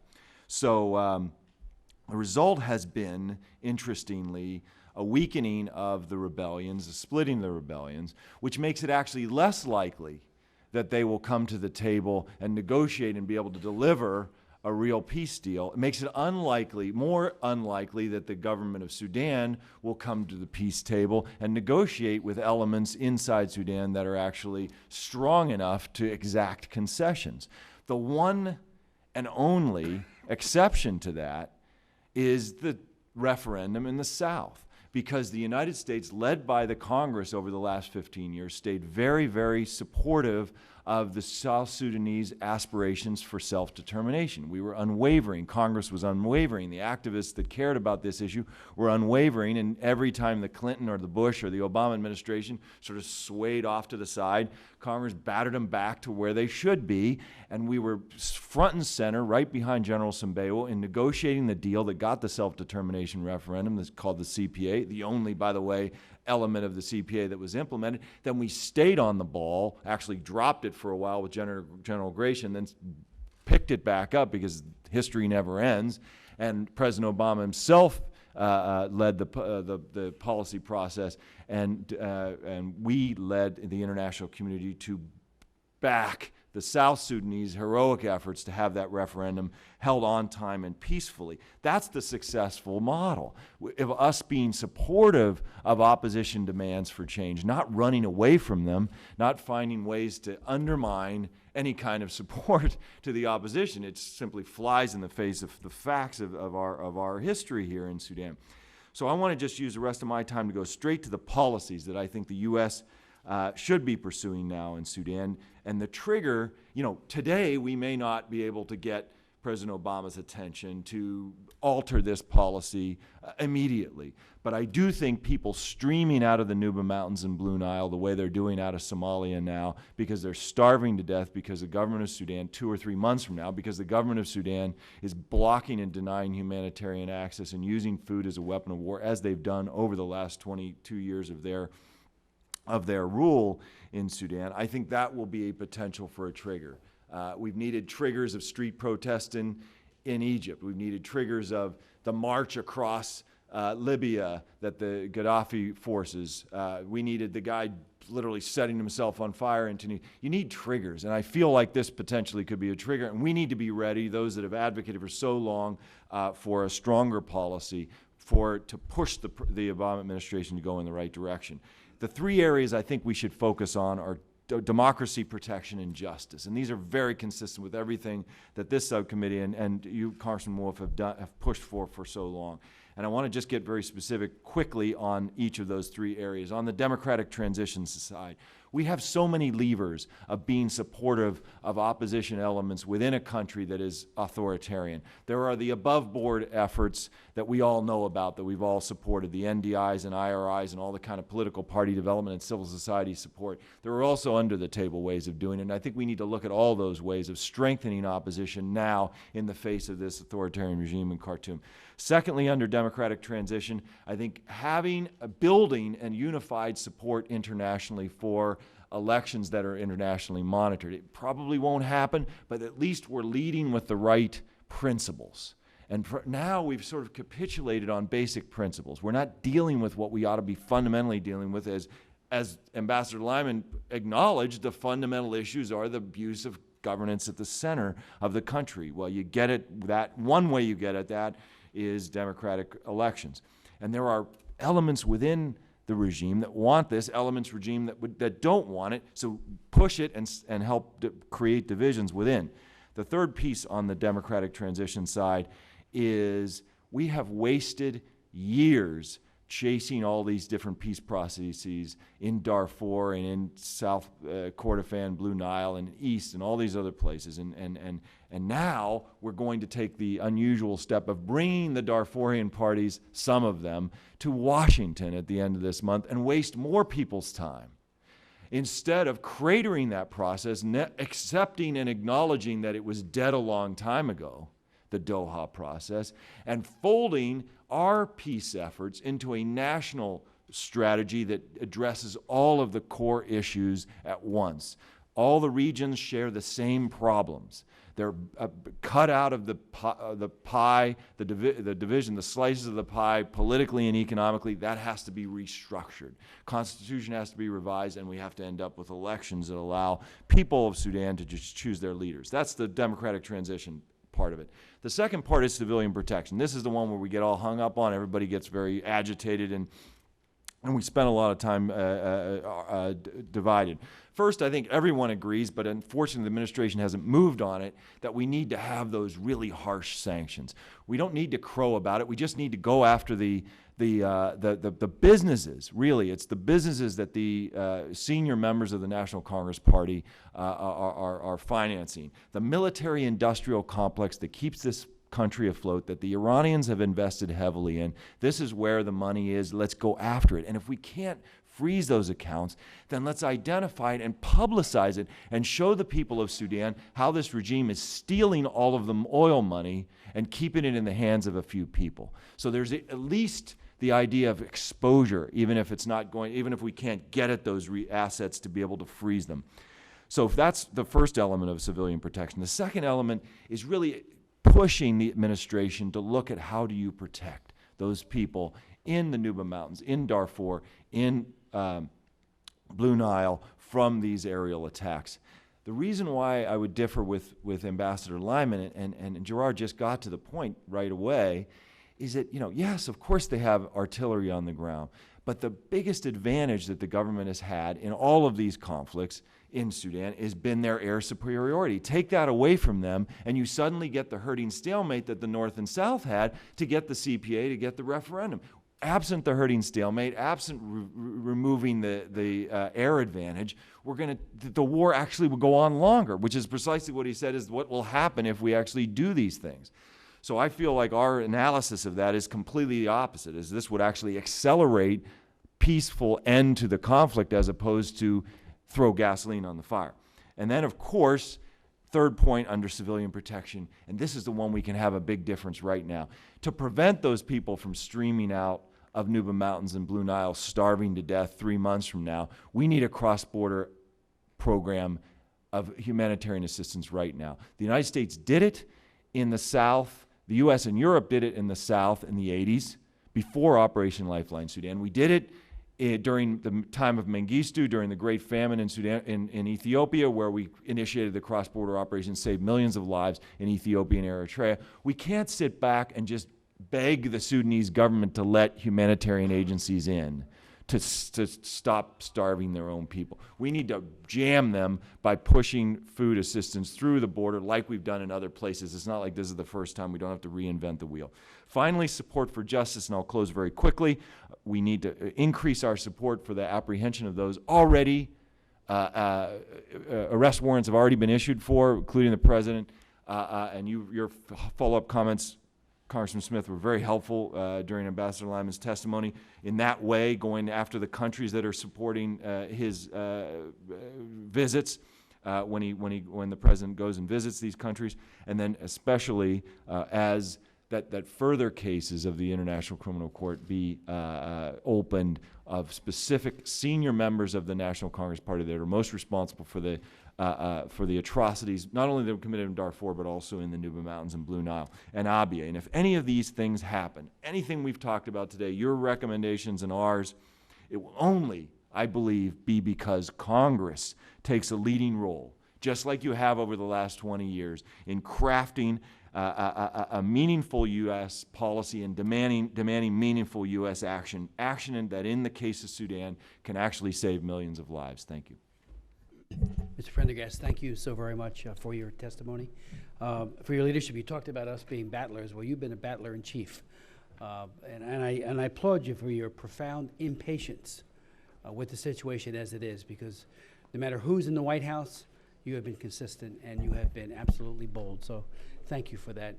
And we all know that the people who have been so malaffected, thank you, even though they may not know how you have raised your voice and your actions on their behalf.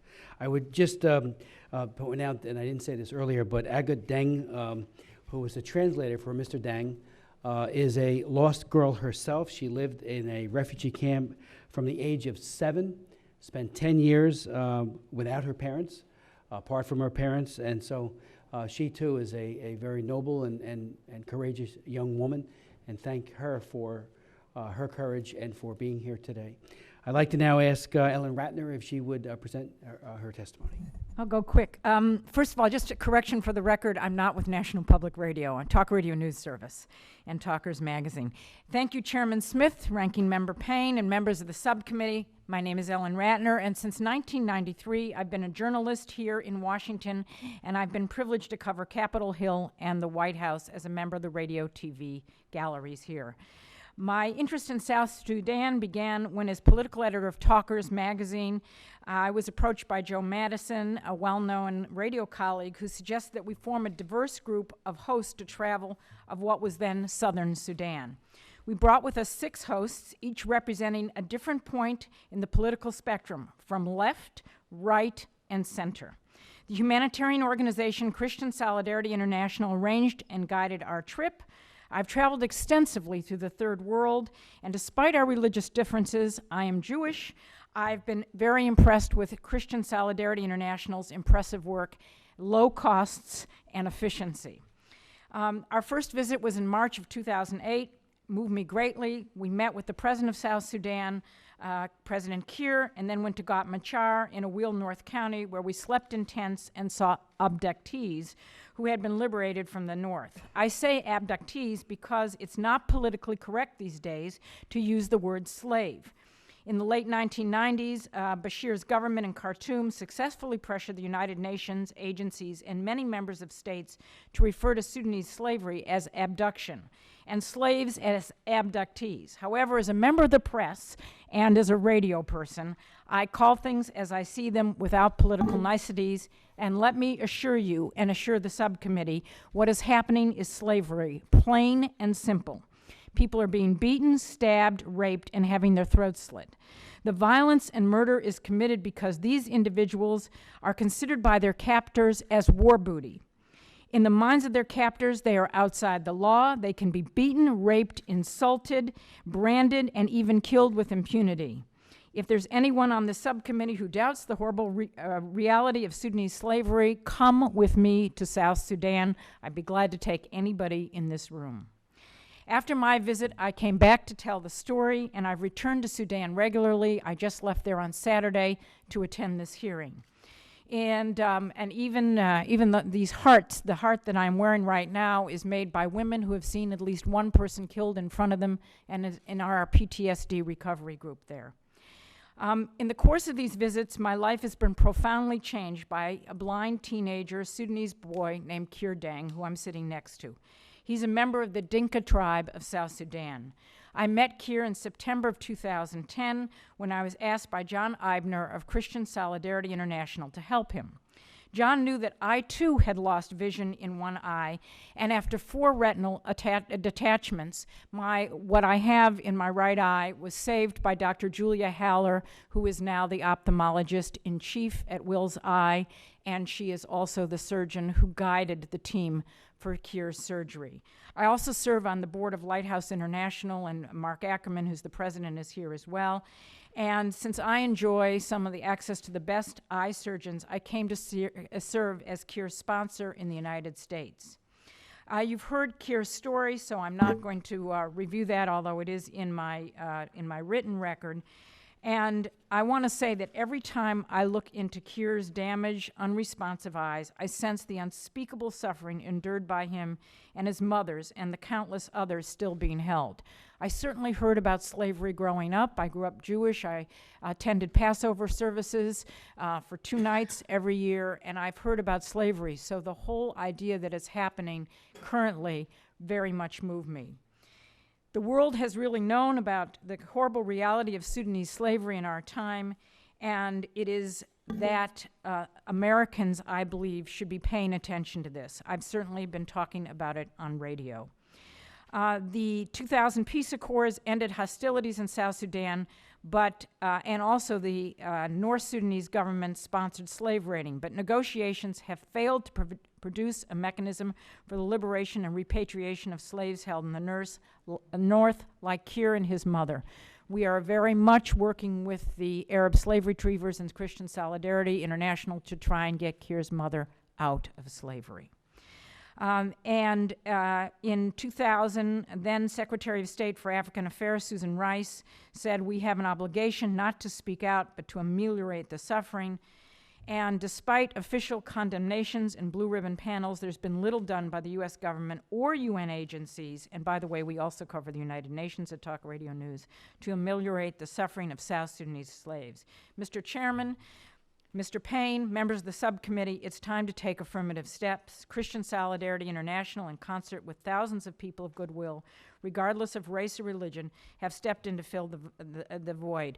Diane Gooch has certainly been a partner in our work there, and certainly and Tony Sayegh working with her with Christian Solidarity. Slavery is an internationally recognized crime against humanity, and effective action by the United States and the international community is long overdue, and I'm hoping that today's hearing and Kiir's testimony inspire our government, along with Christian Solidarity International and other NGOs, to do something about this horrible crime.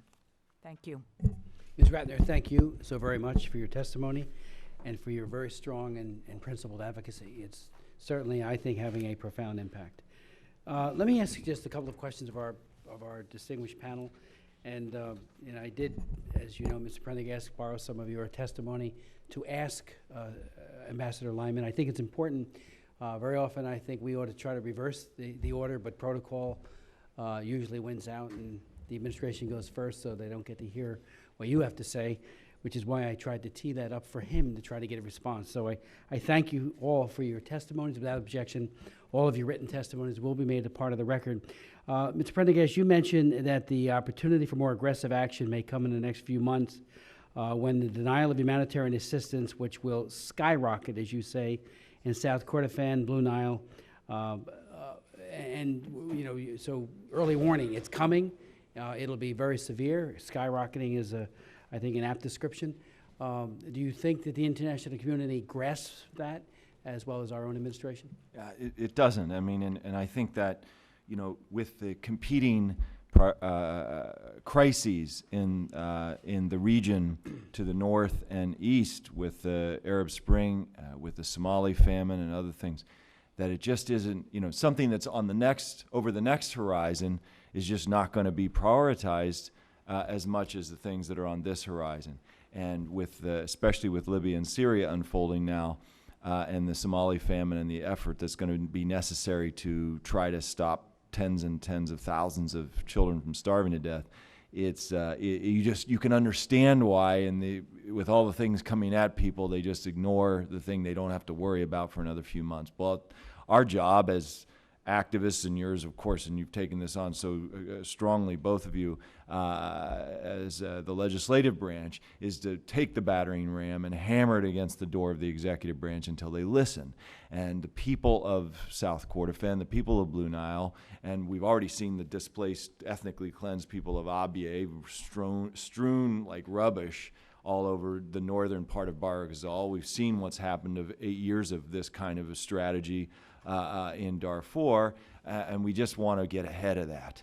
And this is an opportunity now to take some bold actions, particularly first and foremost on the humanitarian front, to get the cross-border humanitarian assistance through the courageous NGOs that are willing to deliver that assistance, both Sudanese and international, get that assistance in and break the attempt to try to create starvation as a principal weapon of war, which the government has used so effectively for so many years.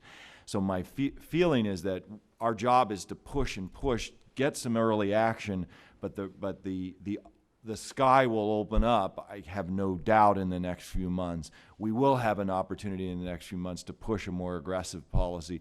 We just need to be there with a unified position about what the things are we expect from the Obama administration, the legislative branch and civil society working together, pushing those people within the administration, because there are very good people in the administration who do want to make a difference, including, well, we can go on, the list goes on, of all kinds of people that have a long history on Sudan advocacy. So I think that it isn't like they don't want to do anything. We just have to push it up to the top of that pyramid that is constantly pushing issues like Sudan down, and say, no, it's time now for the people, or hundreds of thousands will die.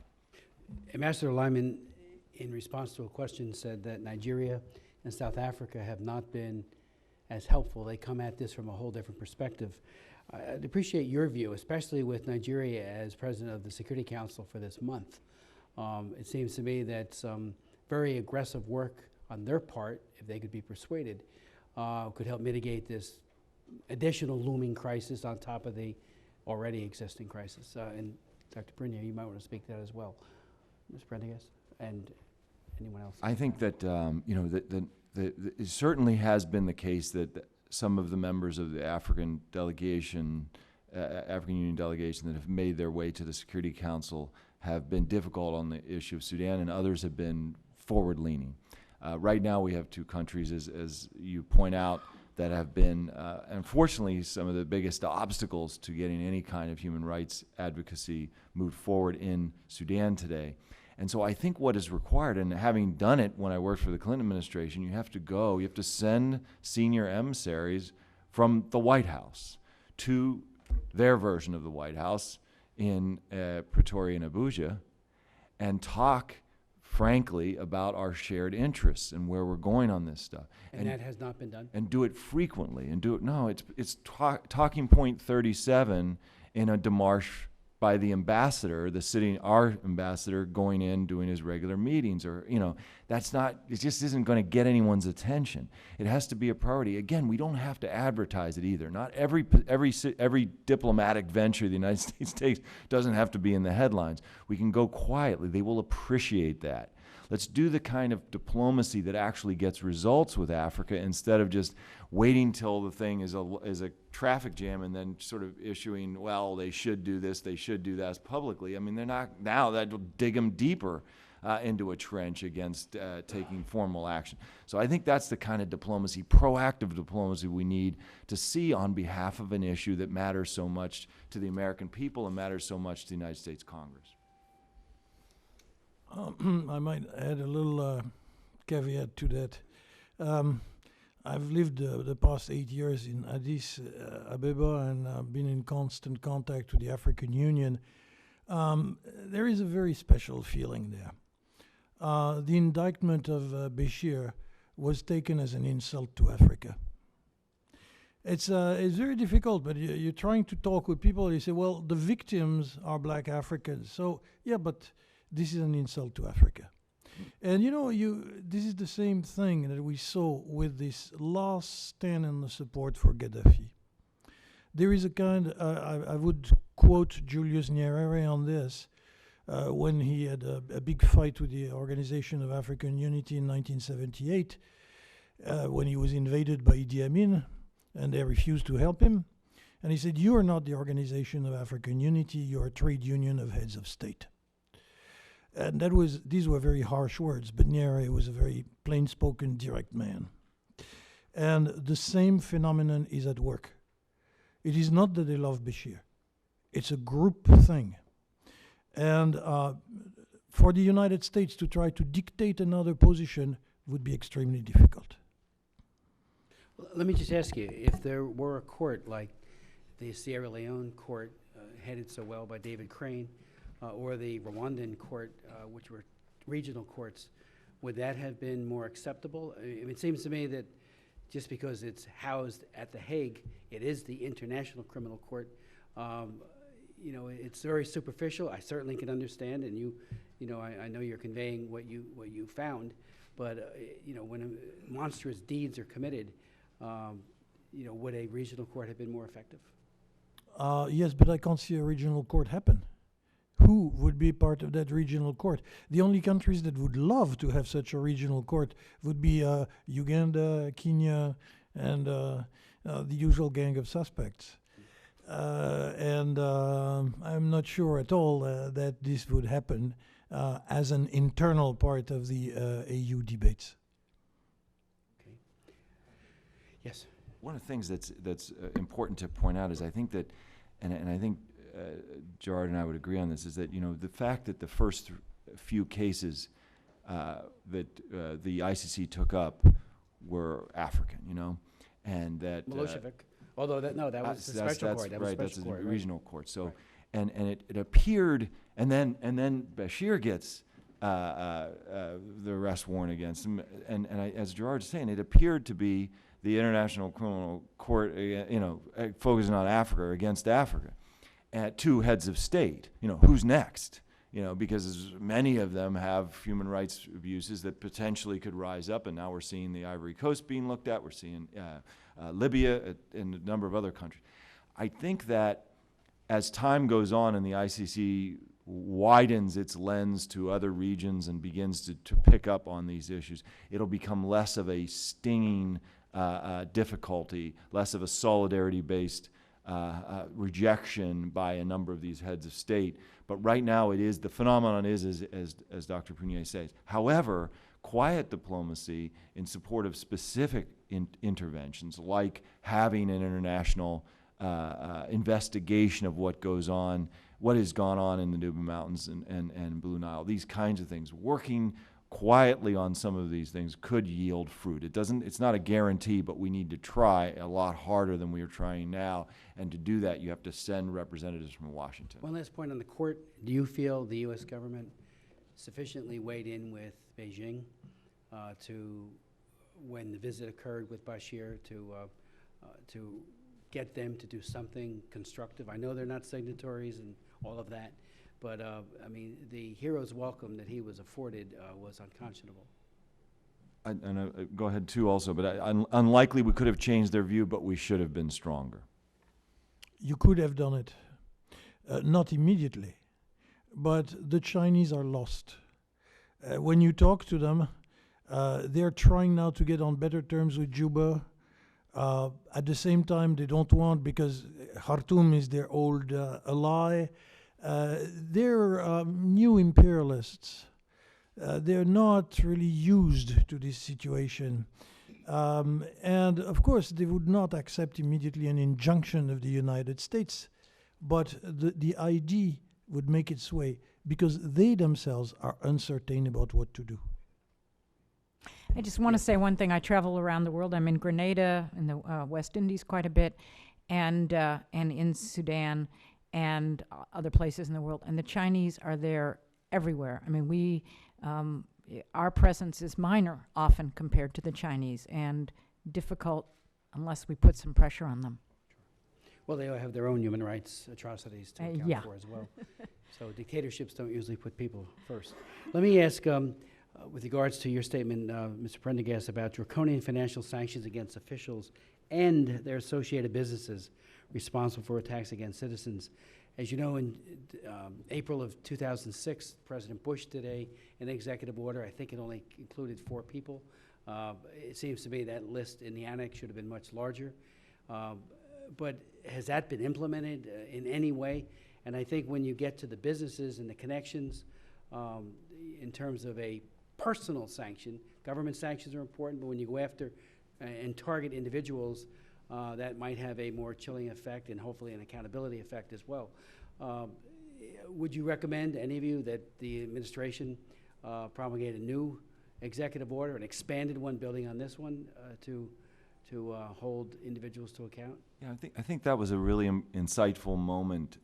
Again, trying to understand, because we're all at the same time as we're advocates for a stronger policy, we also need to be students of what has gone on before.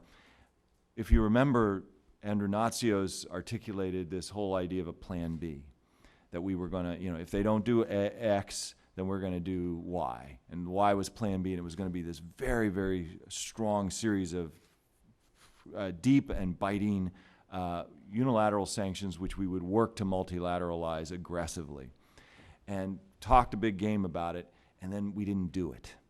We, as you said, put a few, but all they do is change the name of the company, and then it's no longer the next month.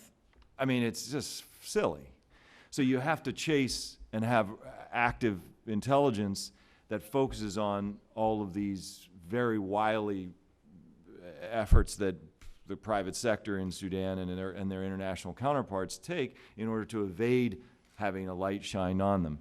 So the biggest argument that cratered Plan B during the Bush administration and undermines the use of more aggressive sanctions under the Obama administration. In other words, it's a bipartisan executive branch paralysis on this issue, and that is that diplomacy, our diplomacy will be undermined if we push more strongly this accountability tool.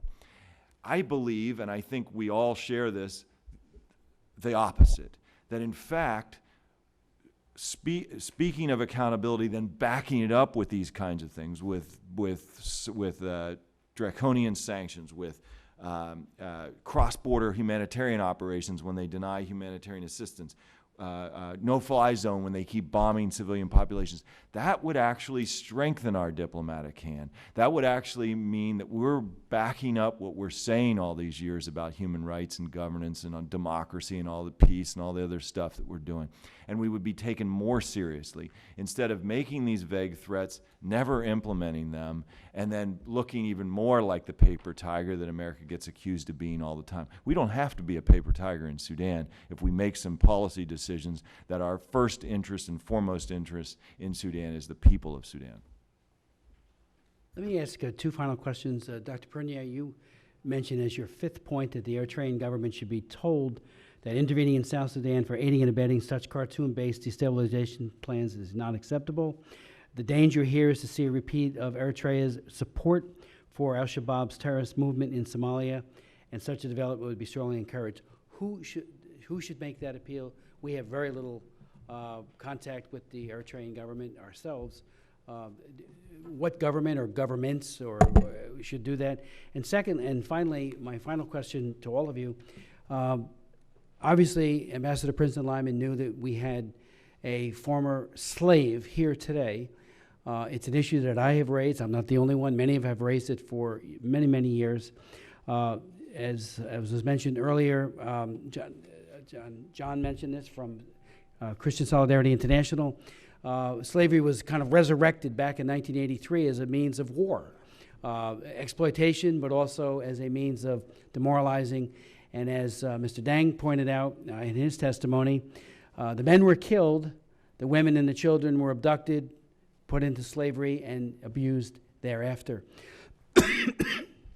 My question, because it was not in Ambassador Lyman's testimony at all, no reference to slavery, which I thought was a oversight, perhaps.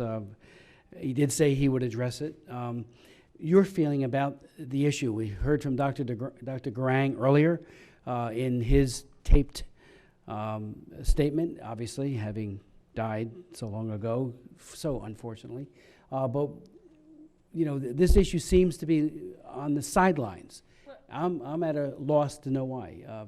Ms. Ratner? And then well, you know, it's interesting that I've talked to some of my friends in the military, and one of the things they say is, look, whenever there's a war, if there's prisoners of war taken, and even if you don't want to call it slavery, although it's clearly slavery, people are returned. So if this is a prisoner, if you want to call it prisoner of war, okay, you know, we can argue about words. Why not return these people? The war is done. It's now a separate country. Yes, but actually, physically, a lot of the people who have been reduced into slavery are in the area which is now part of the fighting. They don't go all the way north. They remain in the strip of that Sahel, which is neither north nor south. And physically, you know, it is part of the war now. I totally disagree. I'm not saying that there aren't a lot of people in that area, but people I just talked to on Friday, Thursday and Wednesday and Thursday a week ago, were not from a war area. They were from a peaceful area where there's been no conflict for years, and they're just held.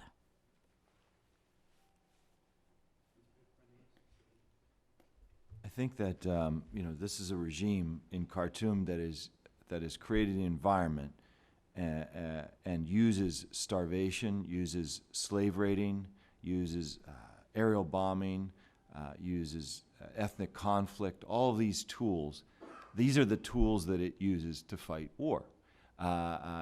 Therefore, we need to highlight the individual abuses, the slave trade that it fostered during the 80s and 90s, the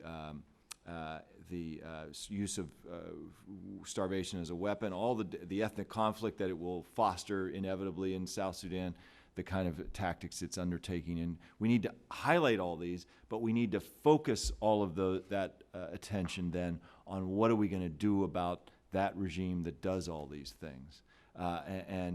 So there are important steps that need to be taken to demand and press for people to be able to return safely home to their home areas, and those need to continue. United States can back those more strongly. At the same time, though, we need to be more focused on ending the kind of government that allows for these kinds of things to be part and parcel of what goes on as normal in Sudan today, and that's just simply unacceptable morally. Ranking Member Payne. Thank you all very much, and thank you, Mr. Dane, for your testimony. And let me, on this whole question of, I think Dr. Prunier, you gave a very interesting historical background on the problem in Sudan. I couldn't agree with you more. The whole question of I think, too, there's a psychological attitude that went into the Arabization part of Sudan, because it seems that it's a superiority feeling that and wasn't helped with the Ottomans separating the country. The British had two rules, one for North, as you know, and another administration for the South. So when independence came in '56, it was just a natural thing to follow the British model. And but the fact that one of the things that was very surprising, which also points out your point, is that the Darfurians throughout the history, of course, the poor people usually are in the military, and these were people who actually fought against SPLA.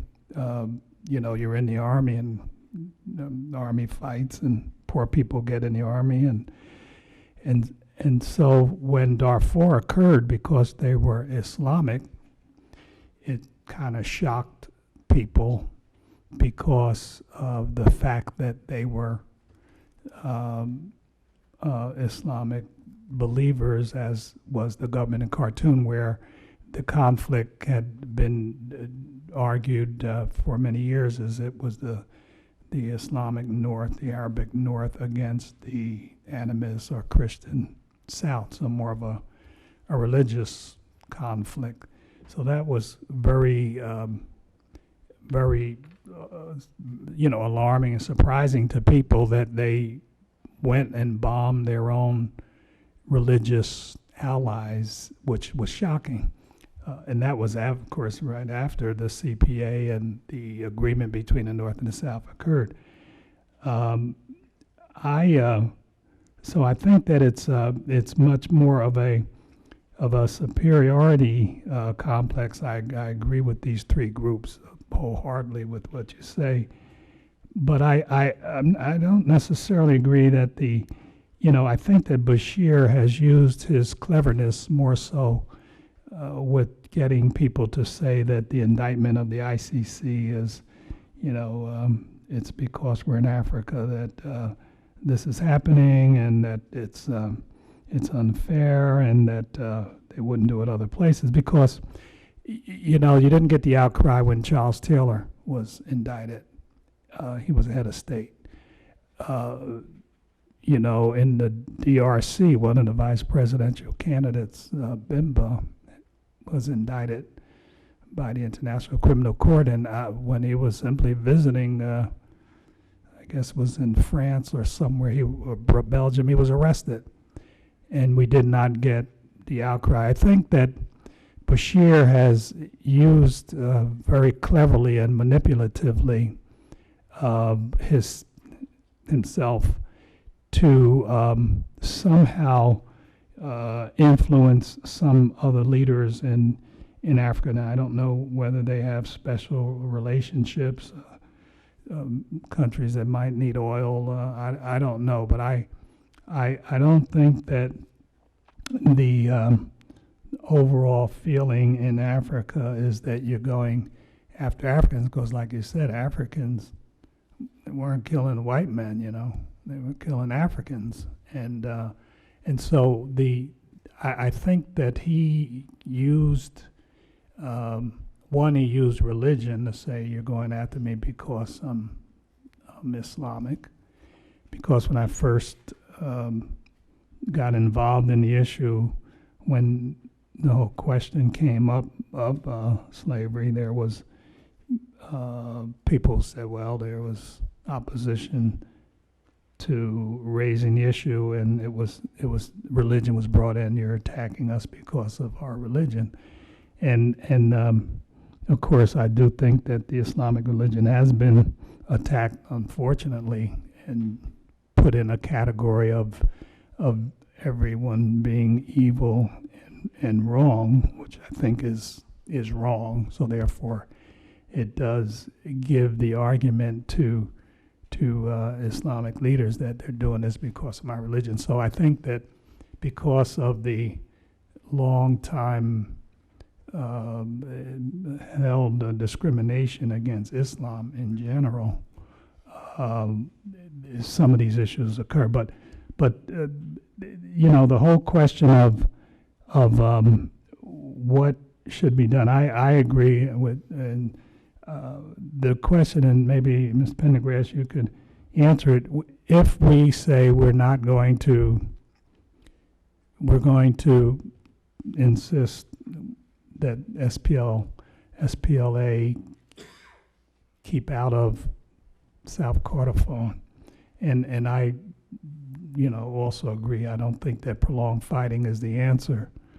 But if Bashir refuses to allow, one, humanitarian food coming in because there's already becoming a food shortage, and number two, if they continue to kill people without the SPLM North being able to defend themselves, I mean, and they won't let peacekeepers in. I don't know, maybe Dr. Pernier, Dr. John Pendergrass, what is the solution? I mean, what? And secondly, would you clarify more the images that you say your satellite has possibly seen, that there may be mass graves in part of South Kordofan or Blue Nile? The the focus has to be front and center on protecting civilian populations. I think the opposition to taking any action is the sort of inertia, the status quo position.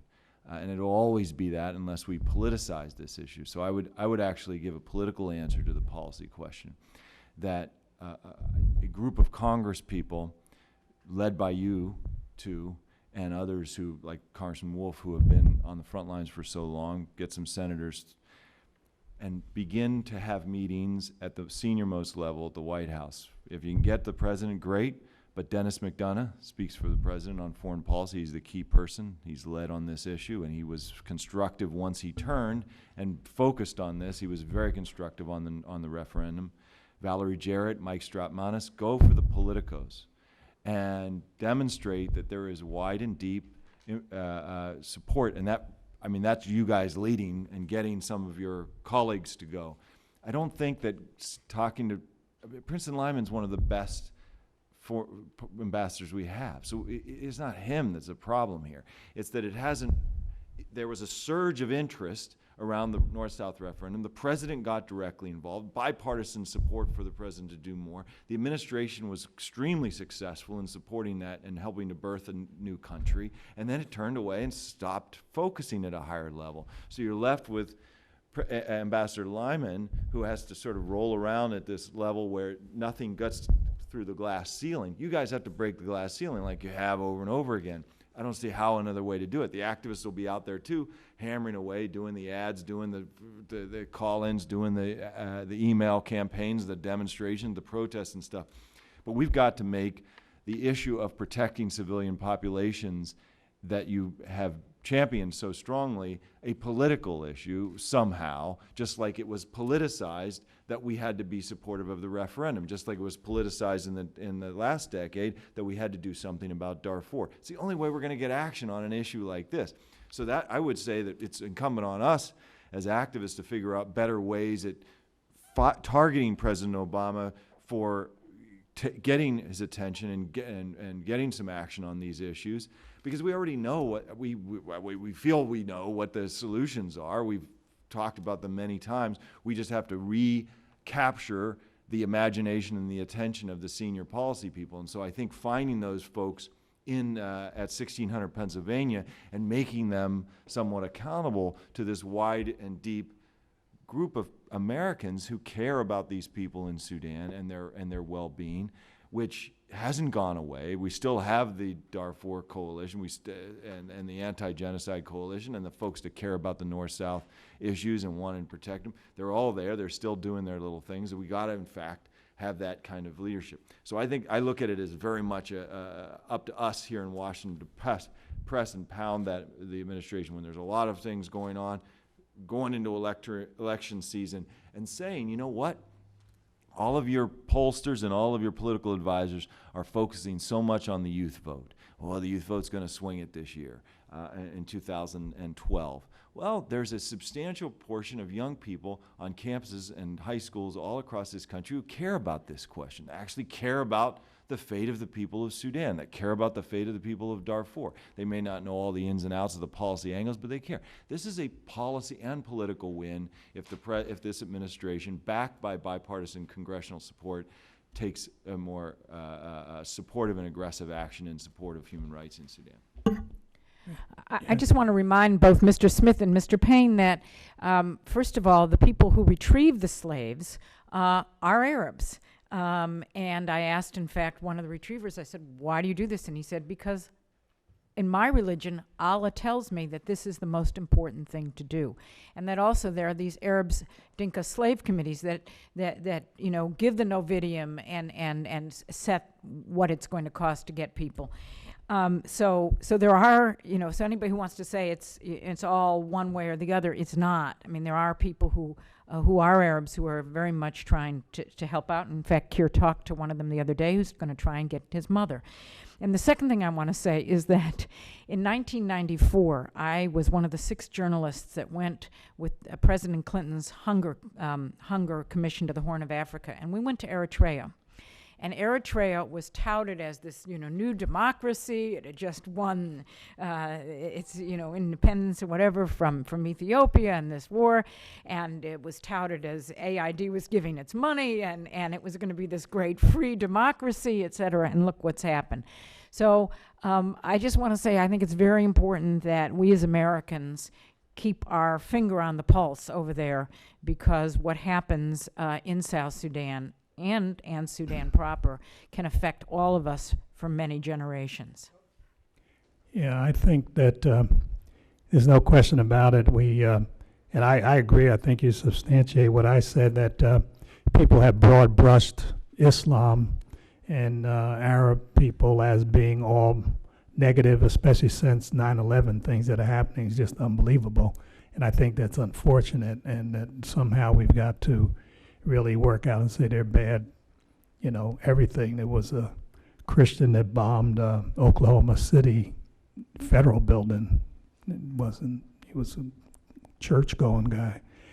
So we have this way of broad brushing whole groups, and I think the quicker we can get out of that, the better. But and finally, I do think that we ought to really reach out. I've been to Eritrea, and I have tried to see if that government can do things in the right direction. I do think that they have made some, believe it or not, they've made some overtures the last several months asking to have discussion. So I think that we should have an open door to hear, well, what is it that you really want to talk about, and if there's some things that we can really do to change it. But they're getting ready to, move them almost to a step up with Iran and North Korea, state sponsor of terror, which I think is a little bit much.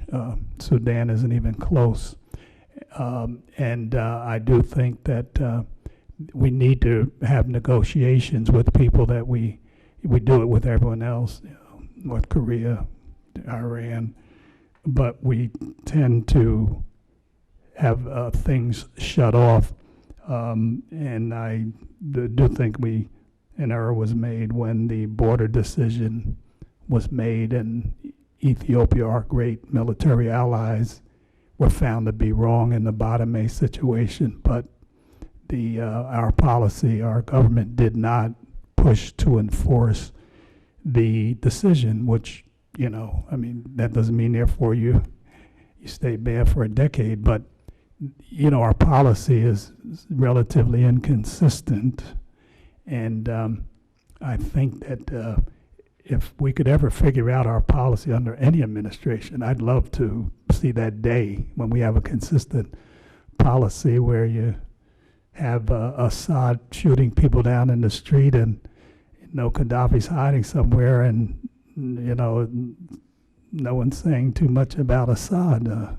It baffles me. So, but I really appreciate all of the great work that each and every one of you are doing. And Kiera, what do you want to be when you get big?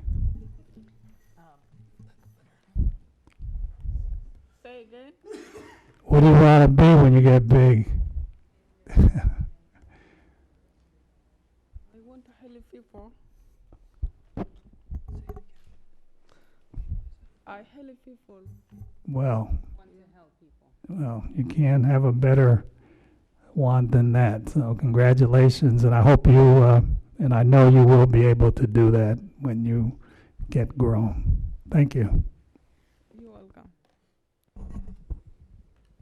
Thank you very much, Mr. Payne. I want to thank the panel. I do have one final question with regards to an issue that I think is extremely important. It often gets under-focused upon, and that is the issue of forced Islamization.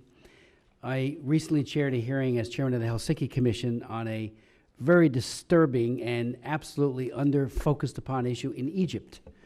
We heard, as some of you may know, I've worked on human trafficking for the last 15 years, actually wrote the Trafficking Victims Protection Act, and a woman who was a lead investigator at ODIHR as part of the OSCE on trafficking. She's now a professor, or serving as a professor right here in town, testified and had huge amounts of corroborating evidence that in Egypt, young Coptic Christian girls are being abducted at 12, 13, and 14 years of age, not by the dozens, not by scores, but by the thousands, sold and forced into Islam, and then at age 18, after having been abused, are given to a Islamic man as his bride. Our government has said next to nothing. I brought it up with our Assistant Secretary for Democracy and Human Rights and Labor, and gave him the data. Michelle Clark was the lead investigator. She was number 2 at the OSCE working on trafficking, and she did much of the investigations herself. But somehow it didn't play into the idea that you don't raise that issue. And many of the Coptic Christian leaders have been very quiet. These women do not come back. They are shunned by many, unfortunately. And there have been other instances of this forced Islamization. I say that having worked very closely with race Sharik, the Grand Mufti of Bosnia, who takes a completely different view of respecting all faiths, Christian, Islam, Buddhist, whatever the faith might be, affording it full and complete respect. I think it's important to point out in the United States that the FBI does track hate crimes, and Christians, hate crimes against Christians are under 10%. Hate crimes against followers of Muhammad, Islam, are under 10%. But Jews, the smallest minority in the United States in terms of major religions, have over 70% of the hate crimes committed against them as recorded by the FBI. So a very serious disproportionality. And I've always been concerned that and it is baffling, and Doctor, you might want to speak to this, and maybe Mr. Payne was onto it with this superiority deal with the Arab Muslim versus the black Muslim. But in the South, it was clear that there was an effort for forced Islamization, the imposition of Sharia law on the South. Now, some may disagree with that, but there was ample evidence throughout the invasion of the South that this was the case. So I'd appreciate your thoughts, because very often the radicals, the Wahhabis and the others who are so radicalized as opposed to mainstream Islam, which can and does coexist peacefully with other religions, which is the way it should be, obviously. So your thoughts on that, because I think, the why of it always, is a concern to all of us. Why are they attacking the South? Why are they imposing Sharia law the way they are? We know that there's been some very serious violence in Nigeria, and again, there was a Catholic bishop and a major imam traveling throughout Nigeria preaching respect, but frankly, that was not the case for others who were showing a profound lack of it. And then who can forget the Pakistani minister Badi, who was very horrifically gunned down, executed by a radical Islamic group in Pakistan. And his message was one of respect for all religions, including the Christian religion in Pakistan. So I just appreciate maybe final thoughts, if you would, or if you just want to leave it at that, we'll just conclude. Yes. Well, I think that at least the people we talk to as they're coming back, and I interview by myself, 15 people, every 15, 20 people I go, there's a lot of forced religion, as I say, I call it like I see it, there's a lot of wackos out there, and it's not, it's not just there are people in other parts of the world that want people to be their religion. And so I think that at least a lot of the people we see, we saw a guy with a cell phone, and I've never seen a returnee slave with a cell phone. Well, his job was to try and convert other Dinkas, and then his master would call him and take them to the mosque. So, there are people who have their points of view, and they're going to make people in their view, and unfortunately we see a lot of that. But there is a big difference between proselytizing and coercion. Oh no! People are our people are forced at this with a stick to convert, and women. The women and the being. We talk, and because were you forced? We ask the women to be an Arab woman. In other words, female circumcision, and I got to tell you, it's off the charts. And I won't even describe in the committee how they do it. Yes. Perhaps I have a slightly different point of view, because it's not religious, it's social. And it's really seen almost like the terms of an army. How many men do we have on our side? Men, women, or children? How many do they have on the other side? The notion of religion, most of the people who try to push people into conversion to Islam are so ignorant of the Islam themselves, it's appalling. These are not doctors of theology who do that at all. And there is a kind of, which is totally betrayed by the reality on the ground, because, the evolution of mentalities, if you go to Darfur now, if you were in Darfur 30 years ago, it's completely different. The notion that I'm a Muslim, therefore I have to be with the people in Khartoum, this is dead. It's completely dead. 30 years ago, it was true. And so people who are still acting that way, like towards the Dinka in the south, belong to another era.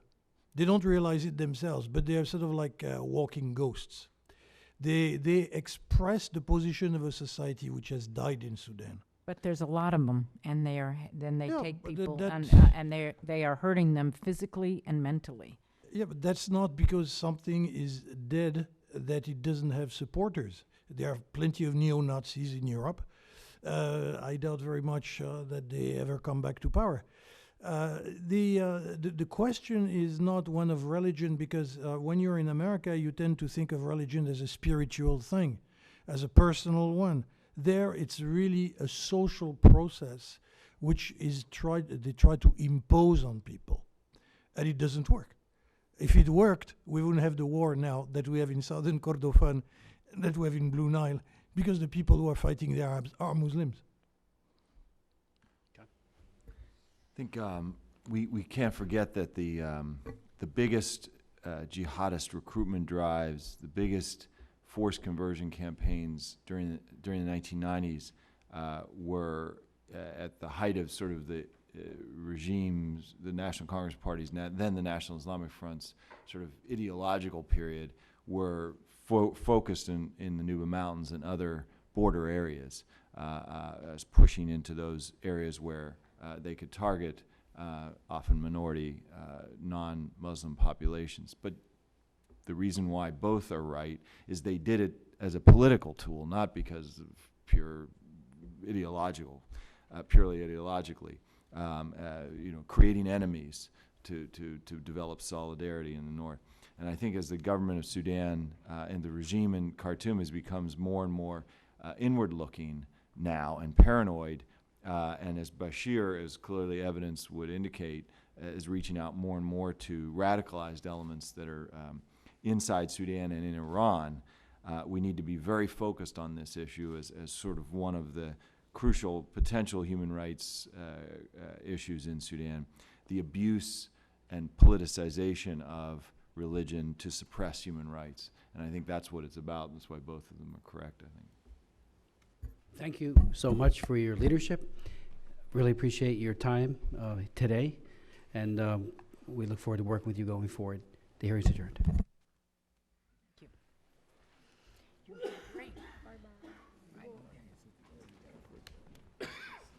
did so well. I was so proud of you. Yeah, no, but that's normal. Any commission is always like that.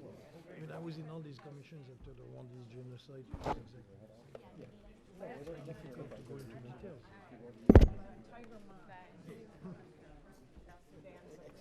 She could be Secretary of State.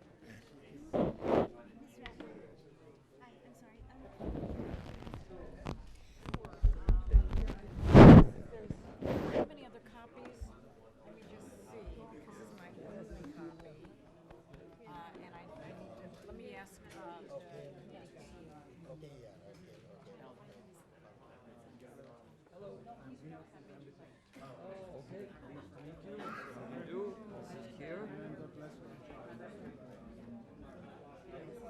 Ini cuma nak cakap dendeng ni, kisah lo itu pada pagi